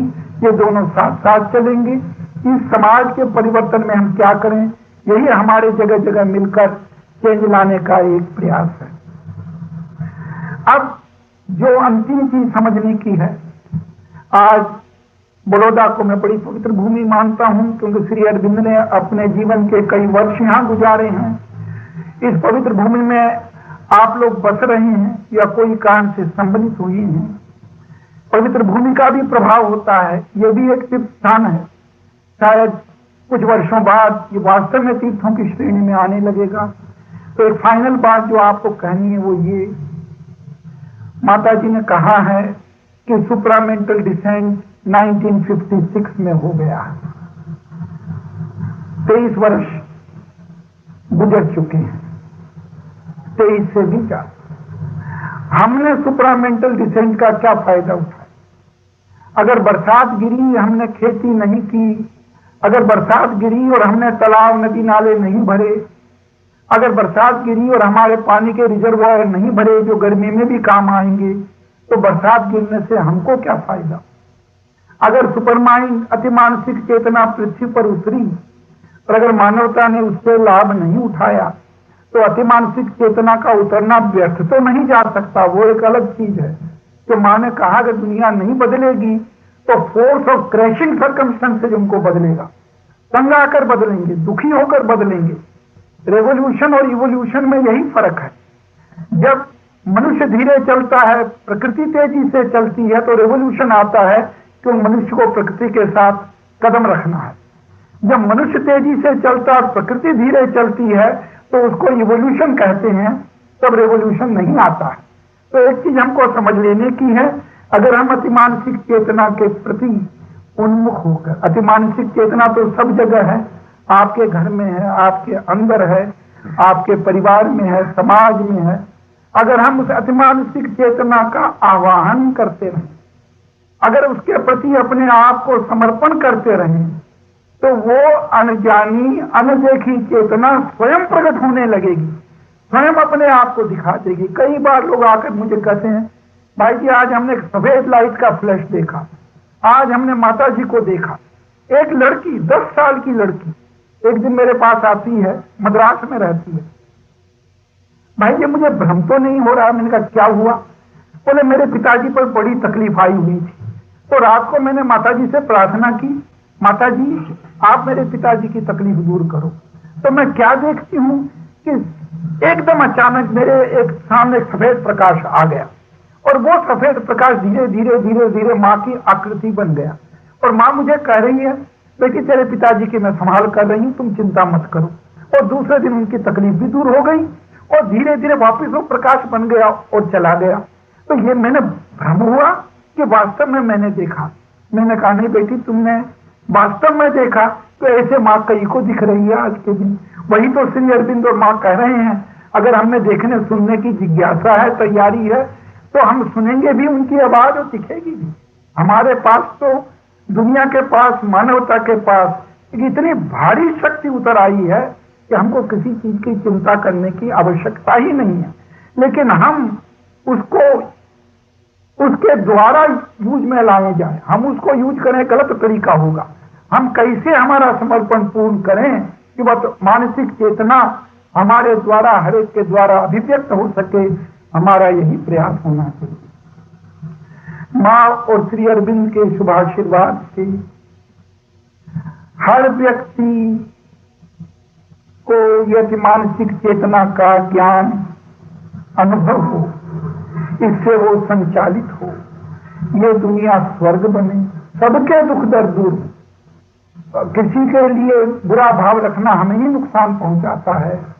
सारी दुनिया में ज्ञान और पूर्णता आए, इस प्रार्थना के साथ मैं आपको एक बात फिर याद दिलाऊंगा, अतिमानसिक अवतरण हो चुका है, पृथ्वी पर एक नई चेतना उतर आई है।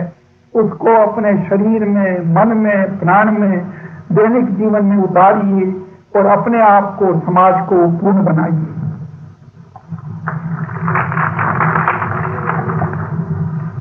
करना चाहेंगे श्रीमती शारदा जी गोयनका, जयपुर शाखा से, जिनका एक लंबा संपर्क रहा है श्री भाई जी नवजात जी से, तो वो अपने जो अनुभव हैं उनके साथ वो हमारे साथ साझा करें।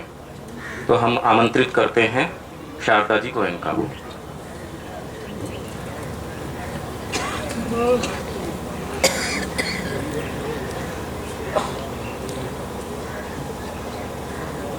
नमस्ते। आज इस पावन दिवस पर भाई जी का जन्मदिन भी है, मैं माँ श्री अरविंद को प्रणाम करती हूँ और भाई जी को भी प्रणाम करती हूँ, और विशेषकर चंद्र प्रकाश भैया जिन्होंने इतना उत्साह के साथ, इतनी श्रद्धा के साथ यह आयोजन किया, और वो स्वयं इस दिव्य जीवन के हेतु एक जीवंत उदाहरण हमारे सामने है। मैं उनको प्रणाम करते हुए सभी उपस्थित जन को प्रणाम और राम राम करना चाहती हूँ। मैं भाई जी के कुछ संस्मरण, कुछ यादें आपके साथ साझा करूंगी। भाई जी मेरे लिए मैंने माँ को गई समाधि पर मैंने माँ के पहले भाई जी को जाना। उनके प्रति जो श्रद्धा थी वो एक जैसे स्वयं के भाई के प्रति होती है, एक अपनत्व की भावना थी। मैं उनसे छोटी से छोटी बात, बड़ी से बड़ी बात कह पाती थी। भाई जी के व्यक्तित्व के बारे में हमने बहुत सुना। मैंने अपनी जो कुछ लिख कर लाई थी वो मैंने यहाँ रख दिया, क्योंकि जो मैं बताना चाहती थी कि भाई जी केशव देव जी राम नारायण जी के पुत्र हैं। उनका बहुत एक समृद्ध व्यक्तित्व, एक प्रतिष्ठावान व्यापार, सब कुछ होते हुए भी उनको योग समन्वय से एक नई रोशनी मिली। उन्होंने कहा जैसे मेरी आंखें खुल गई, यानी वो श्री अरविंद का स्वप्न, श्री माँ का स्वप्न साकार करने आए। मैं उनके व्यक्तित्व के बारे में बोलने के पहले कुछ लाइनें मैंने भाई जी के लिए लिखी है, मैं उसको गाकर बताना चाहूंगी। मैं भी श्री अरविंद की तरह, मुझे वो गवा देते हैं जब भी मैं बोलना चाहती हूँ भाई जी के लिए। सागर से एक बूंद उठी शुभ नाम की, भेरी बजा दी माँ श्री अरविंद नाम की। सागर से एक बूंद उठी शुभ नाम की, भेरी बजा दी माँ श्री अरविंद नाम की। नाम दिया नवजात मात ने ज्ञान से, काज संवारे आपने भगवती मात के। नाम दिया नवजात मात ने प्यार से, काज संवारे आपने भगवती मात के।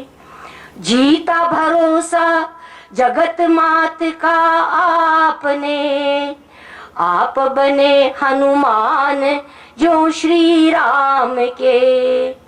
जीता भरोसा जगत मात का आपने, आप बने हनुमान जो श्री राम के। जन्मदिन शुभ मंगल है, आज दिन शुभ मंगल है। जन्मदिन शुभ मंगल है, आज दिन शुभ मंगल है। भाई जी ने बिल्कुल हनुमान जी के जैसे मात्र चरणों में अपना पूरा जीवन लगा दिया।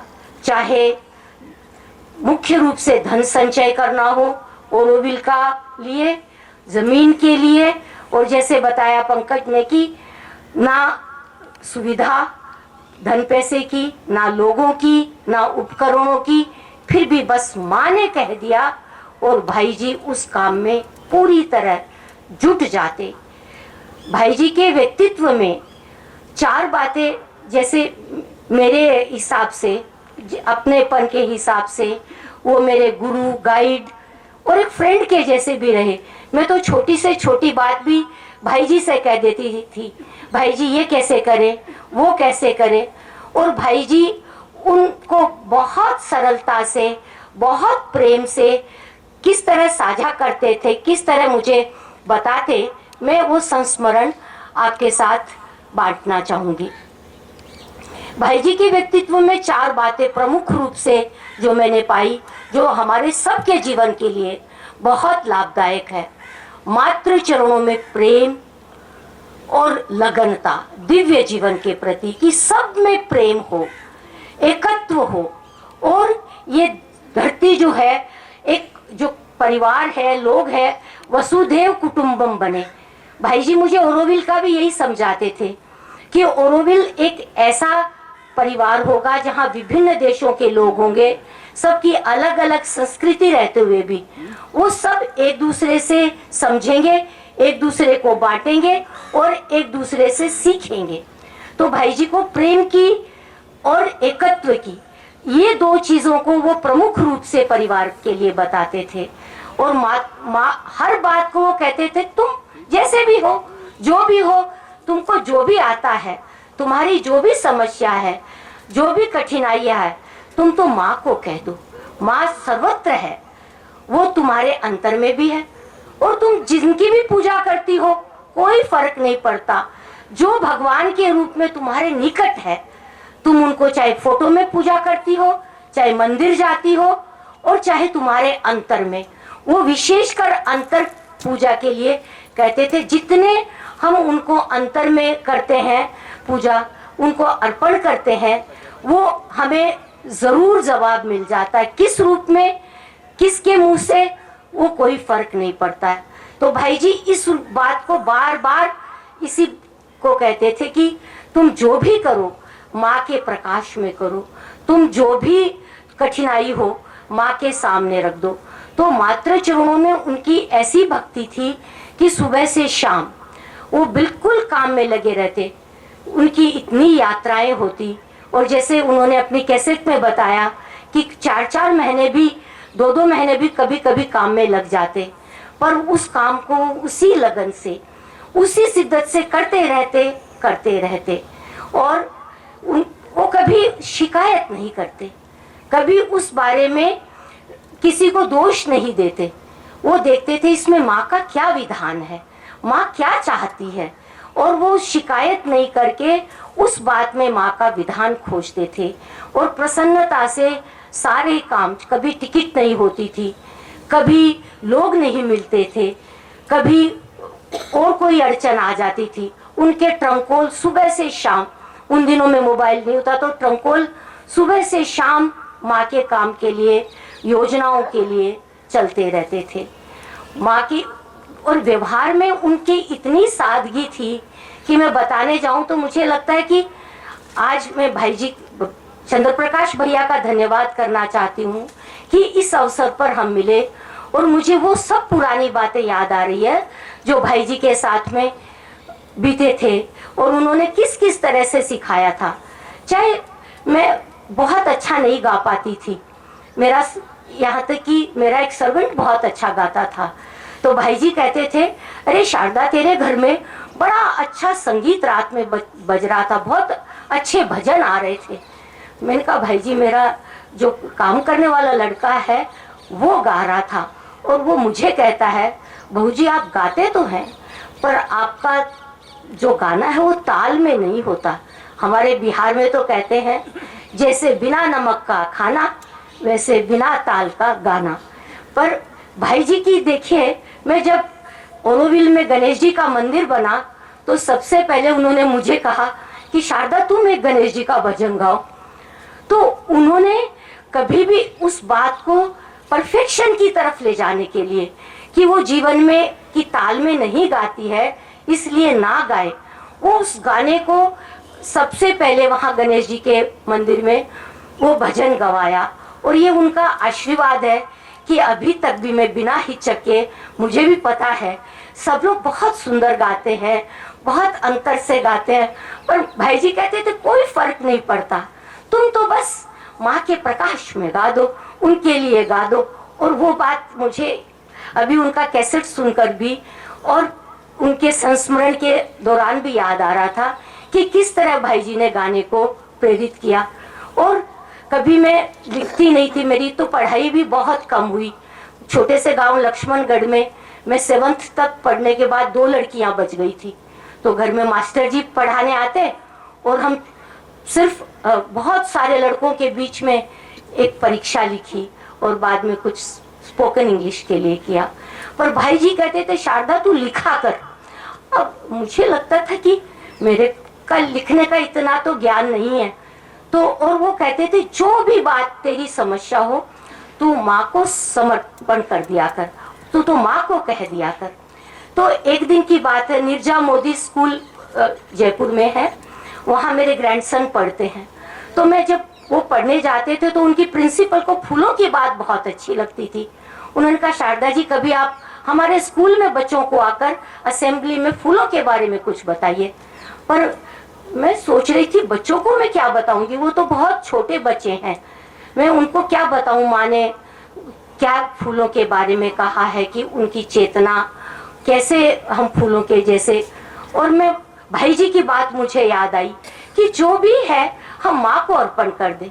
मैंने माँ को कहा, माँ मैं क्या बोलूं वहां पर। तो और मुझे एक छोटी कविता आई और मैं वो कविता आपसे शेयर करना चाहती हूँ। नई चेतना खुद में जगाए, होठों पर मुस्कान सजाए, सभी काम में लगन लगाकर जीवन को खुशहाल बनाए, फूलों जैसे हम बन जाए, मन विशाल हो नील गगन सा, धीरज धरती सा रख पाए, मुक्त पवन सा प्यार बांट कर हर आंगन को स्वर्ग बनाए, फूलों जैसे हम बन जाए, नव प्रकाश सूरज से पाकर धरती के दीपक बन जाए, नव प्रकाश सूरज से पाकर धरती के दीपक बन जाए, शीतल जल निर्मल धारा जूं हर दिल की राहत बन जाए, फूलों जैसे हम बन जाए, फूलों जैसे हम बन जाए, फूलों जैसे हम बन जाए। भाई जी की एक एक बात मैं कितना धन्यवाद दूं आज के इस सुअवसर को कि मुझे कितनी बातें याद आ रही है। जब ओरोविल बन रहा था मैं भाई जी के साथ शॉपिंग जाती तो हिगम गौतम जो बहुत बड़ी दुकान किताब की थी वो कहते थे शो टू द मदाम, जबकि मेरा तो ज्ञान बहुत सीमित, मैं क्या चूज करूं कि वहाँ की लाइब्रेरी के लिए न्यू स्कूल बन रही है उसके लिए किताबें चूज करना। लेकिन भाई जी सबको, चाहे प्रतिष्ठावान हो और चाहे कोई भी व्यक्तित्व हो, वो उसको बहुत आदर सत्कार और मान से बात करते, उसकी उस चीज को बढ़ावा देते कि वो चीज में उनका ज्ञान प्रगतिमय हो, चाहे वो गाना हो चाहे वो खाना बनाना हो।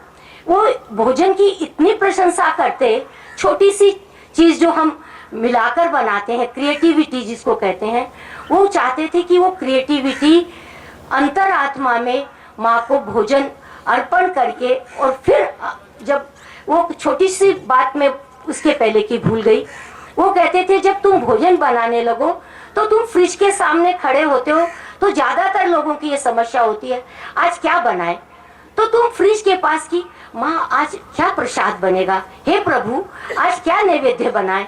और अब मैं बताऊं ये शायद आपके रूटीन में ही आ जाएगा, दैनिक जीवन में ही आ जाएगा।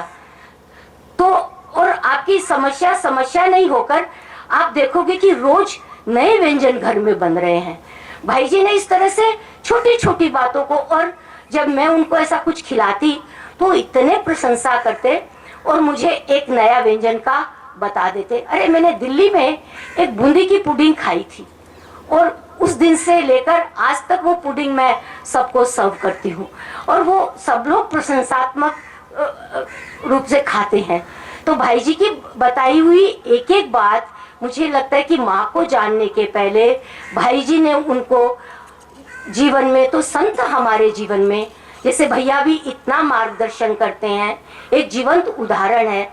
हम हर पल ये संत के रूप में इनकी बातों को आत्मसात कर सकते हैं। ये बहुत बड़ी बात है, बिरले ही कोई ऐसे होते हैं जिनका जीवन इस तरह से पूरी तरह समर्पित और सबके कल्याण के लिए, सबके मार्गदर्शन के लिए है। क्या मैं और ठीक हो गया? हाँ, तो बस मैं माँ श्री अरविंद को प्रणाम करते हुए, मैंने उनके व्यक्तित्व के बारे में नहीं बोला, उनके बारे में नहीं बोला, लेकिन उनके जो यादें थी वही मेरे बोलने के लायक थी। शायद यही माँ को कहलवाना था। प्रणाम।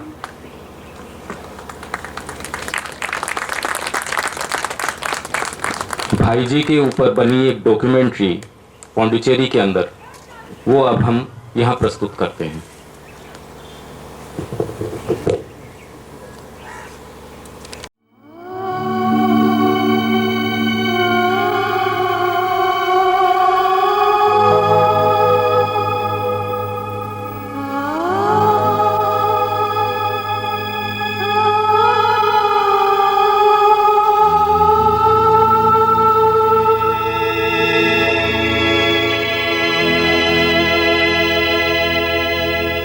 अग्ने जरस्व स्वपत्य आयुन्यूरजा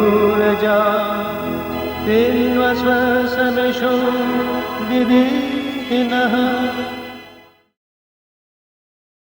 God had given me everything which a man wishes for. Prestige, money, good family, health. I was president of a number of companies and industries. Dieu m'avait donné tout ce qu'un homme peut souhaiter. Prestige, argent, bonne famille, bonne santé. J'étais président de nombreuses sociétés et industries. Mais pourtant, je me sentais insatisfait. Quelque chose me manquait, un but dans la vie. Quand j'ai lu le livre d'Aurobindo, La synthèse du yoga, il m'a ouvert les yeux non seulement sur des problèmes dont j'avais conscience, mais aussi sur beaucoup d'autres auxquels je n'avais jamais pensé. Et ce livre m'a donné des réponses si complètes qu'aucune question n'est restée. Il ne m'a pas fallu plus d'1 minute pour venir ici et me dévouer à l'idéal le plus élevé et le plus intégral que l'on puisse trouver aujourd'hui. And the highest as far as we can see today.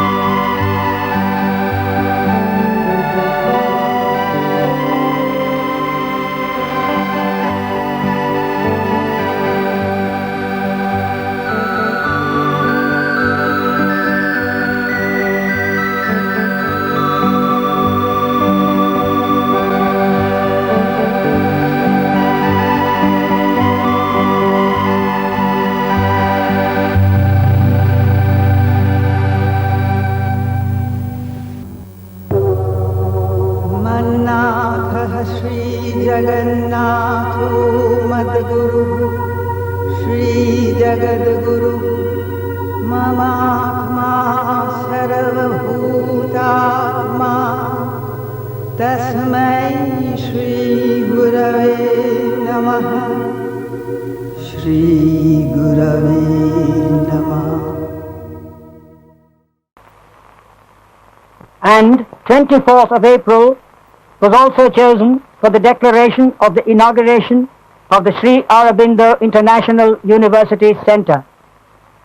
Eminent personalities were informed of this, and that erstwhile eminent leader of Bengal, Shyama Prasad Mukherjee, presided over the function. The mother addressed all those present.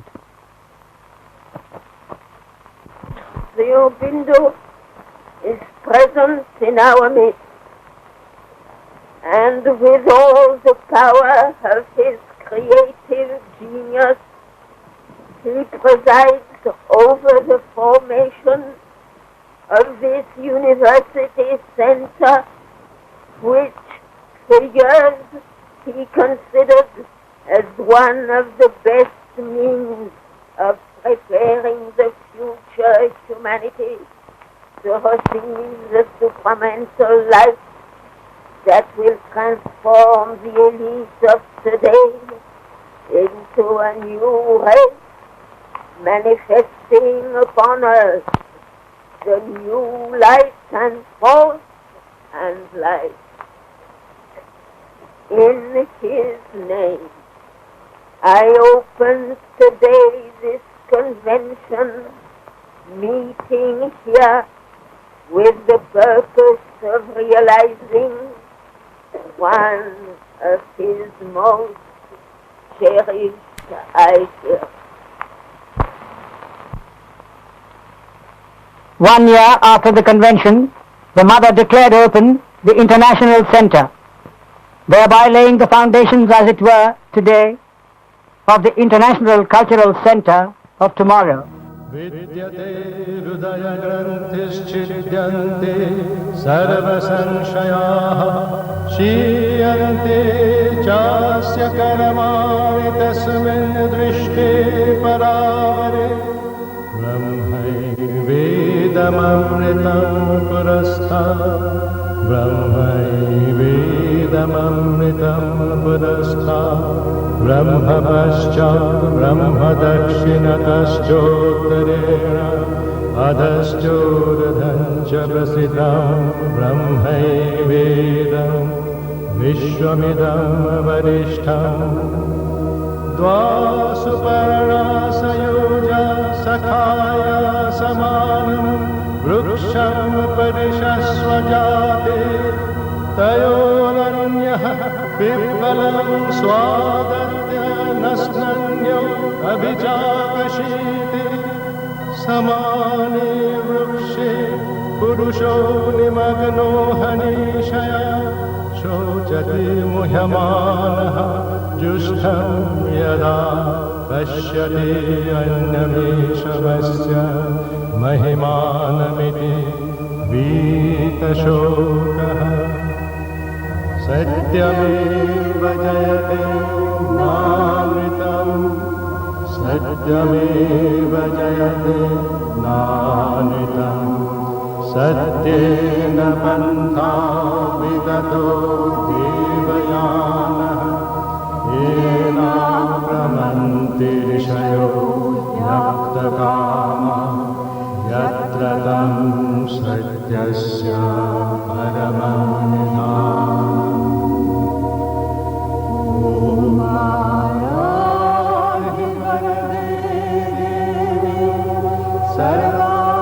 सर्वार्थसाधिके ॐ मायाहि वरदे द्वक्षरे ब्रह्मवादिनि ॐ मायाहि वरदे मीरा हृदये परमेश्वरी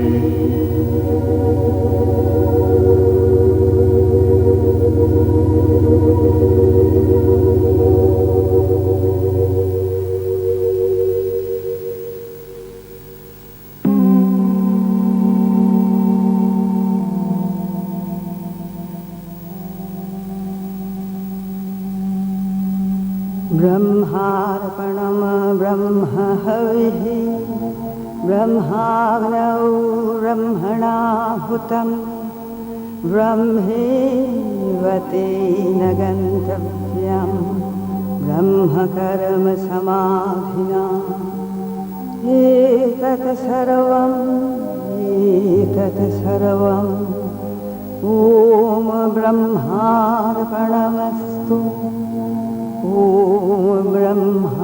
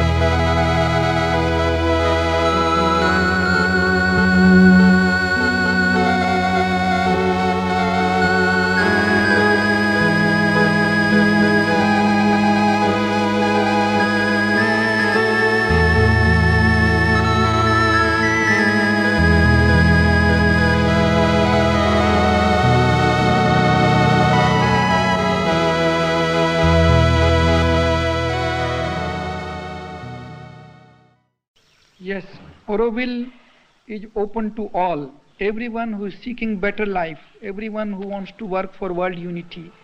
Auroville est ouvert à tous ceux qui cherchent une meilleure vie, tous ceux qui veulent travailler à l'unité du monde, quelle que soit leur race, leur religion, leur nationalité ou leur caste.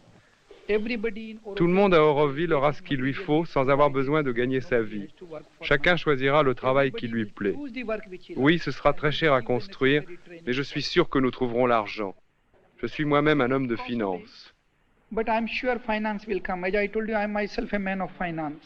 Naturally, the people who are applying to stay in Auroville or to work for Auroville are of different temperaments and represent a large variety of consciousness. Some see clearly in Auroville an opportunity to perfect their special vocation. Some are applying because they see in Auroville an opportunity to work for human unity, working out a new way of life. Some are applying because Auroville answers to their spirit of adventure, spirit of finding something new, a field of expressing something new.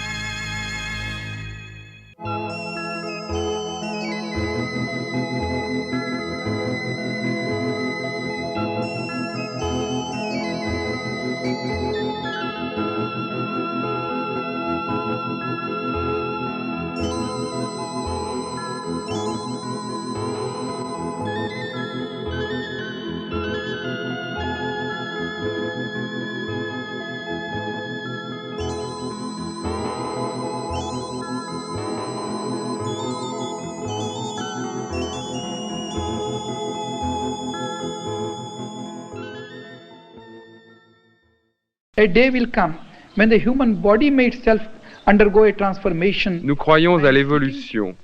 Un jour viendra où le corps humain subira une transformation. Through all kinds of laws. Au-delà des limites de la raison, l'homme nouveau atteindra par une illumination intérieure un état de supraconnaissance qui le libérera et libérera l'humanité entière.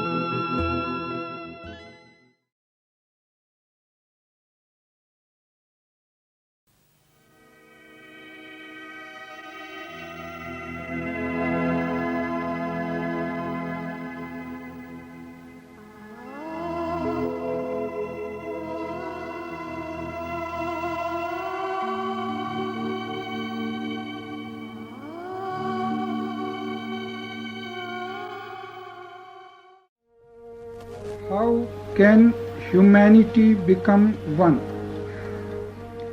By becoming conscious of its origin. What is the way of making the consciousness of human unity grow in man? Spiritual education. That is to say, an education which gives more importance to the growth of the spirit than to any religious or moral teaching or to the material so-called knowledge.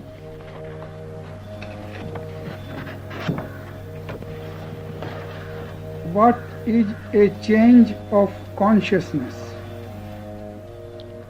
A change of consciousness is equivalent to a new birth, a birth in a higher sphere of existence.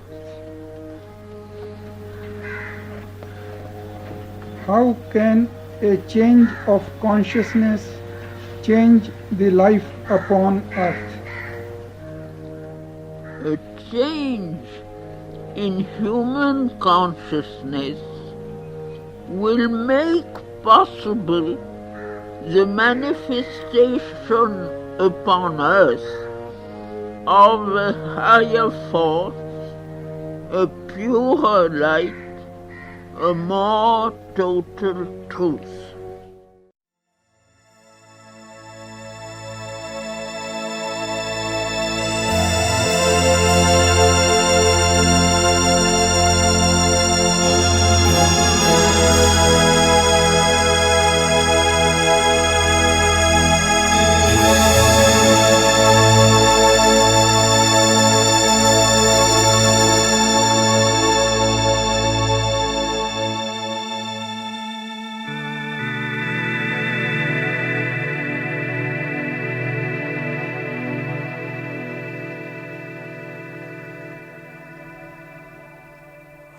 भूतस्त्वयाहं तथागतोऽस्मि प्रेमामृतावधौ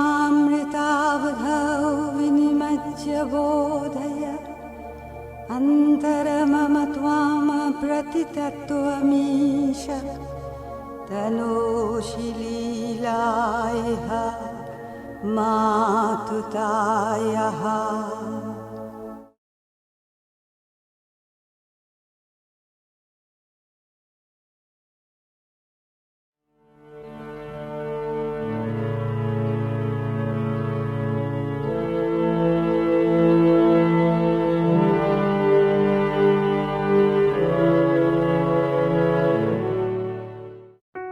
This is a very special year for my sister Kiran and me.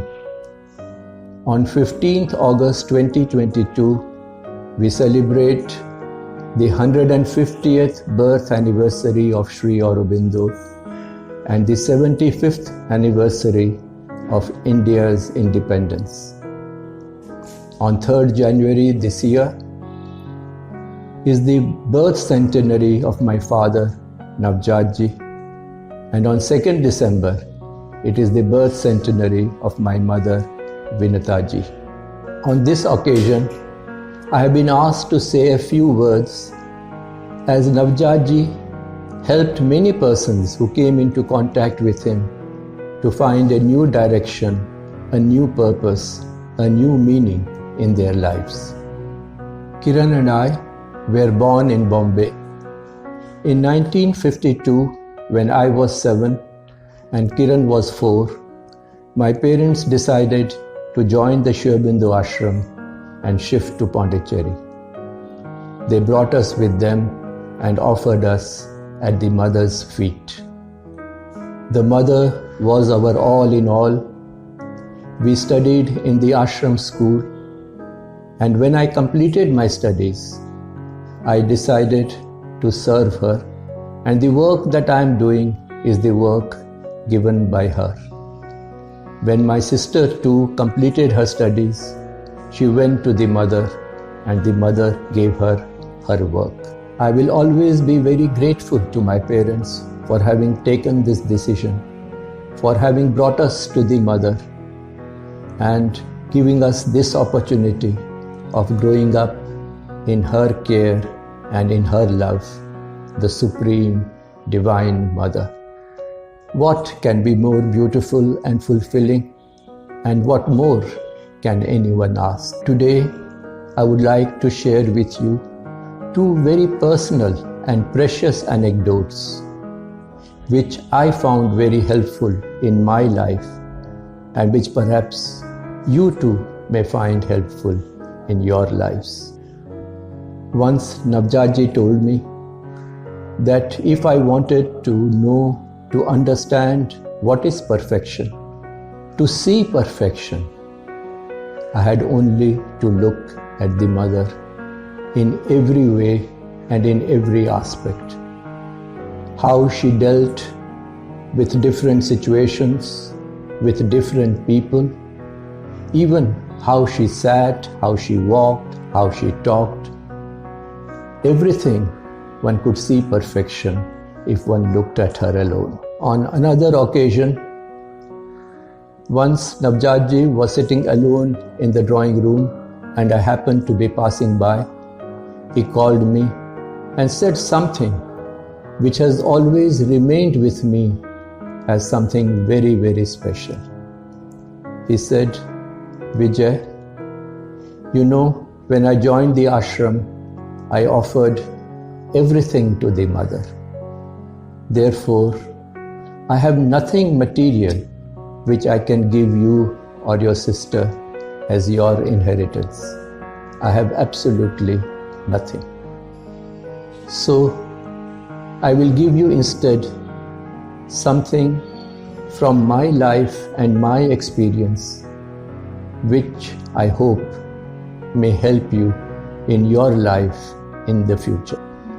The first is, remember that only those moments in your life which you have dedicated to the mother and offered in her service turn into gold. The rest, however big or grand they may be, are only mud and of no value. The second is that in your life you will come across many persons, different types of persons. Some who will be friendly, some who will be nice to you, some who will be nasty, some who will not be grateful, whatever you may do, and some who may even try to harm you, even if you have done good to them or tried to help them. But in spite of all this, if at any moment in your life you can help anyone, do not hesitate and try to help them. Then Navjatji smiled at me and said, this is enough for today. The rest will be for another day. That another day never came. But these two things which he mentioned to me have remained with me throughout my life as a very, very precious inheritance. And on this day, I would like to express my deep gratitude to the Mother for giving me everything I may have wished for, asked for, or not even asked. Such beautiful parents, such a beautiful family to grow up in, and such a large and beautiful family of the ashram, the society, and the devotees and friends all over the world. And all my gratitude to my parents for taking this major decision, for bringing us to the Mother, for offering us to her. I hope I can only aspire and try to be a little worthy of their infinite grace.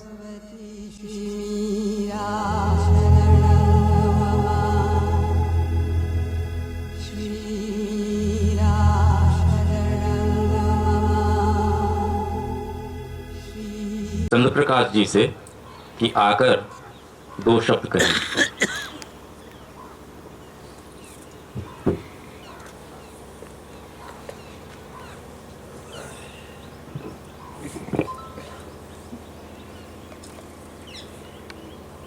देखिए, बातें तो सारी नवजात जी के बारे में काफी आगे, उनकी पूरी बात तो उनके बारे में हम क्या कह सकते हैं।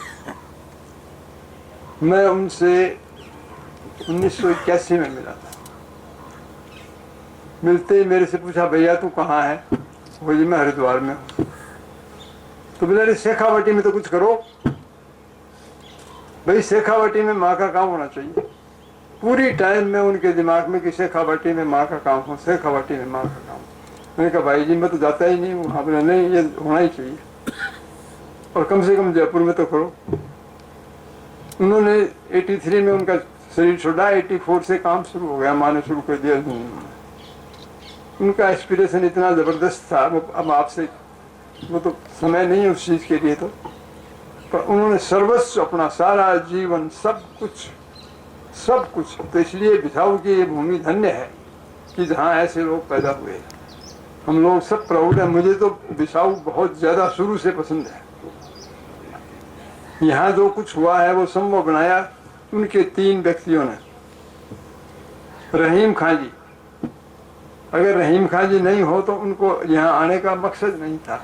उनका सब कुछ हवेली, सब कुछ उन्होंने सुरक्षित रखा। एकदम ईमानदार, हिम्मत वाले आदमी।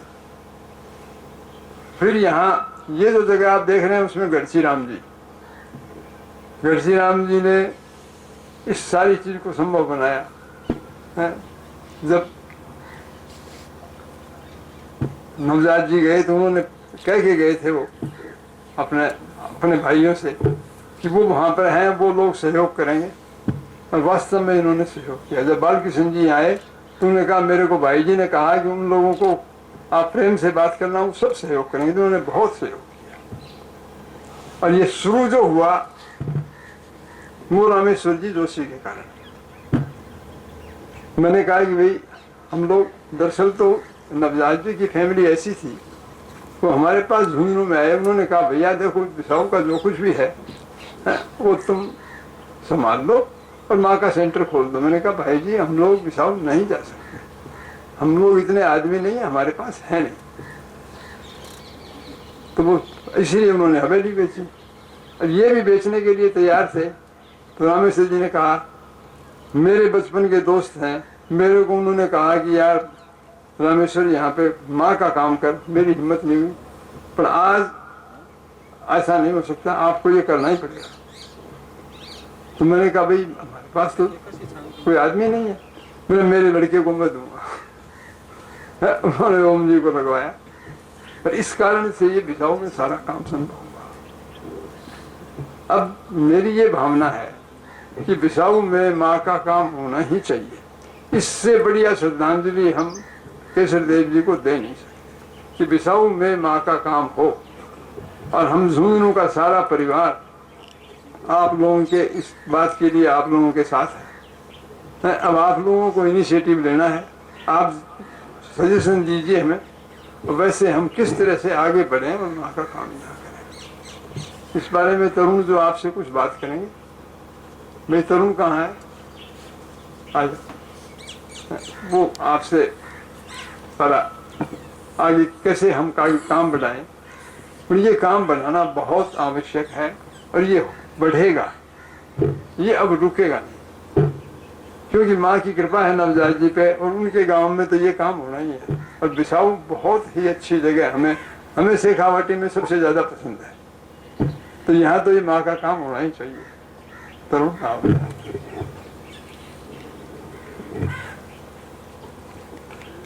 जय श्री माँ। सभी अतिथियों का मेरा नमस्कार। कार्यक्रम की सफलता श्रोताओं के ऊपर निर्भर करती है। हमारे सारे श्रोता, विशेषकर नन्हे श्रोता, जिन्होंने बहुत तन्मयता से और एकाग्रता से इस कार्यक्रम को सुना। अभी हमने नवजात जी के जीवन का परिचय समझा, देखा। अब मैं शेखावाटी के बीच में खड़ा होकर के एक फायदे की बात ना करूं तो गलत होगा। हम सबको यह सोचना चाहिए कि उनके जीवन से हम क्या फायदा उठा सकते हैं, उनकी बातों से हम क्या लाभ उठा सकते हैं, हमारे जीवन में हम उन्हें कैसे उतार सकते हैं। इस सारे कार्यक्रम का आयोजन इसी कारण से किया गया कि उनके काम को हम आगे कैसे बढ़ाएं। झुंझुनू में तो यह चल ही रहा है, बिसाऊ में हमने कोशिश भी करी, मगर उसमें शक्ति नहीं, क्योंकि बिसाऊ लोकल में बिसाऊ वासियों का हमें समर्थन और सहयोग ना था, जो कि हम चाहते हैं कि पूर्ण रूप से अब आप सब लोग हमारे साथ मिल करके हमारा सहयोग करें, हमारा मार्गदर्शन करें, और हमें इस रास्ते पर आगे बढ़ाए और हमारा समर्थन करें। कुछ एक पब्लिकेशन के काम हम लोग कर रहे हैं, ऑर्गेनिक खेती के काम हम लोग कर रहे हैं। हम ये चाहते हैं कि आप हमारे साथ मिल करके हमें बताएं, हमारी गलतियां जो हो रही हों उसे सुधरवाएं और हमारे साथ आगे चलें। और इस काम को हम और सुचारू कैसे कर सकते हैं, आप ओम जी के माध्यम से हमसे जुड़ सकते हैं, और कोई आगे की जानकारी आप लोगों को चाहिए तो आप स्वयं खुद भी झुंझुनू पधार सकते हैं। तो मुझे लगता है कि आज इस कार्यक्रम के माध्यम से हम एक कम से कम एक प्रण तो लें, या एक सोच विचार को एक जगह दें हमारे दिमाग के अंदर कि हम इस काम को कैसे आगे बढ़ाएं। ऐसा जीवन परिचय मेरे समझ में तो और कोई होना मुश्किल है, मैंने तो नहीं देखा। तो अपन इस चीज को कैसे आगे लेकर के चलेंगे, ये एक विचार है, एक प्रश्न है आपके सबके दिमाग में। इसका हल हमें ढूंढना है और इस काम को आगे बढ़ाना है। बाकी सभी पधारे हुए अतिथियों को मेरा धन्यवाद और नमस्कार।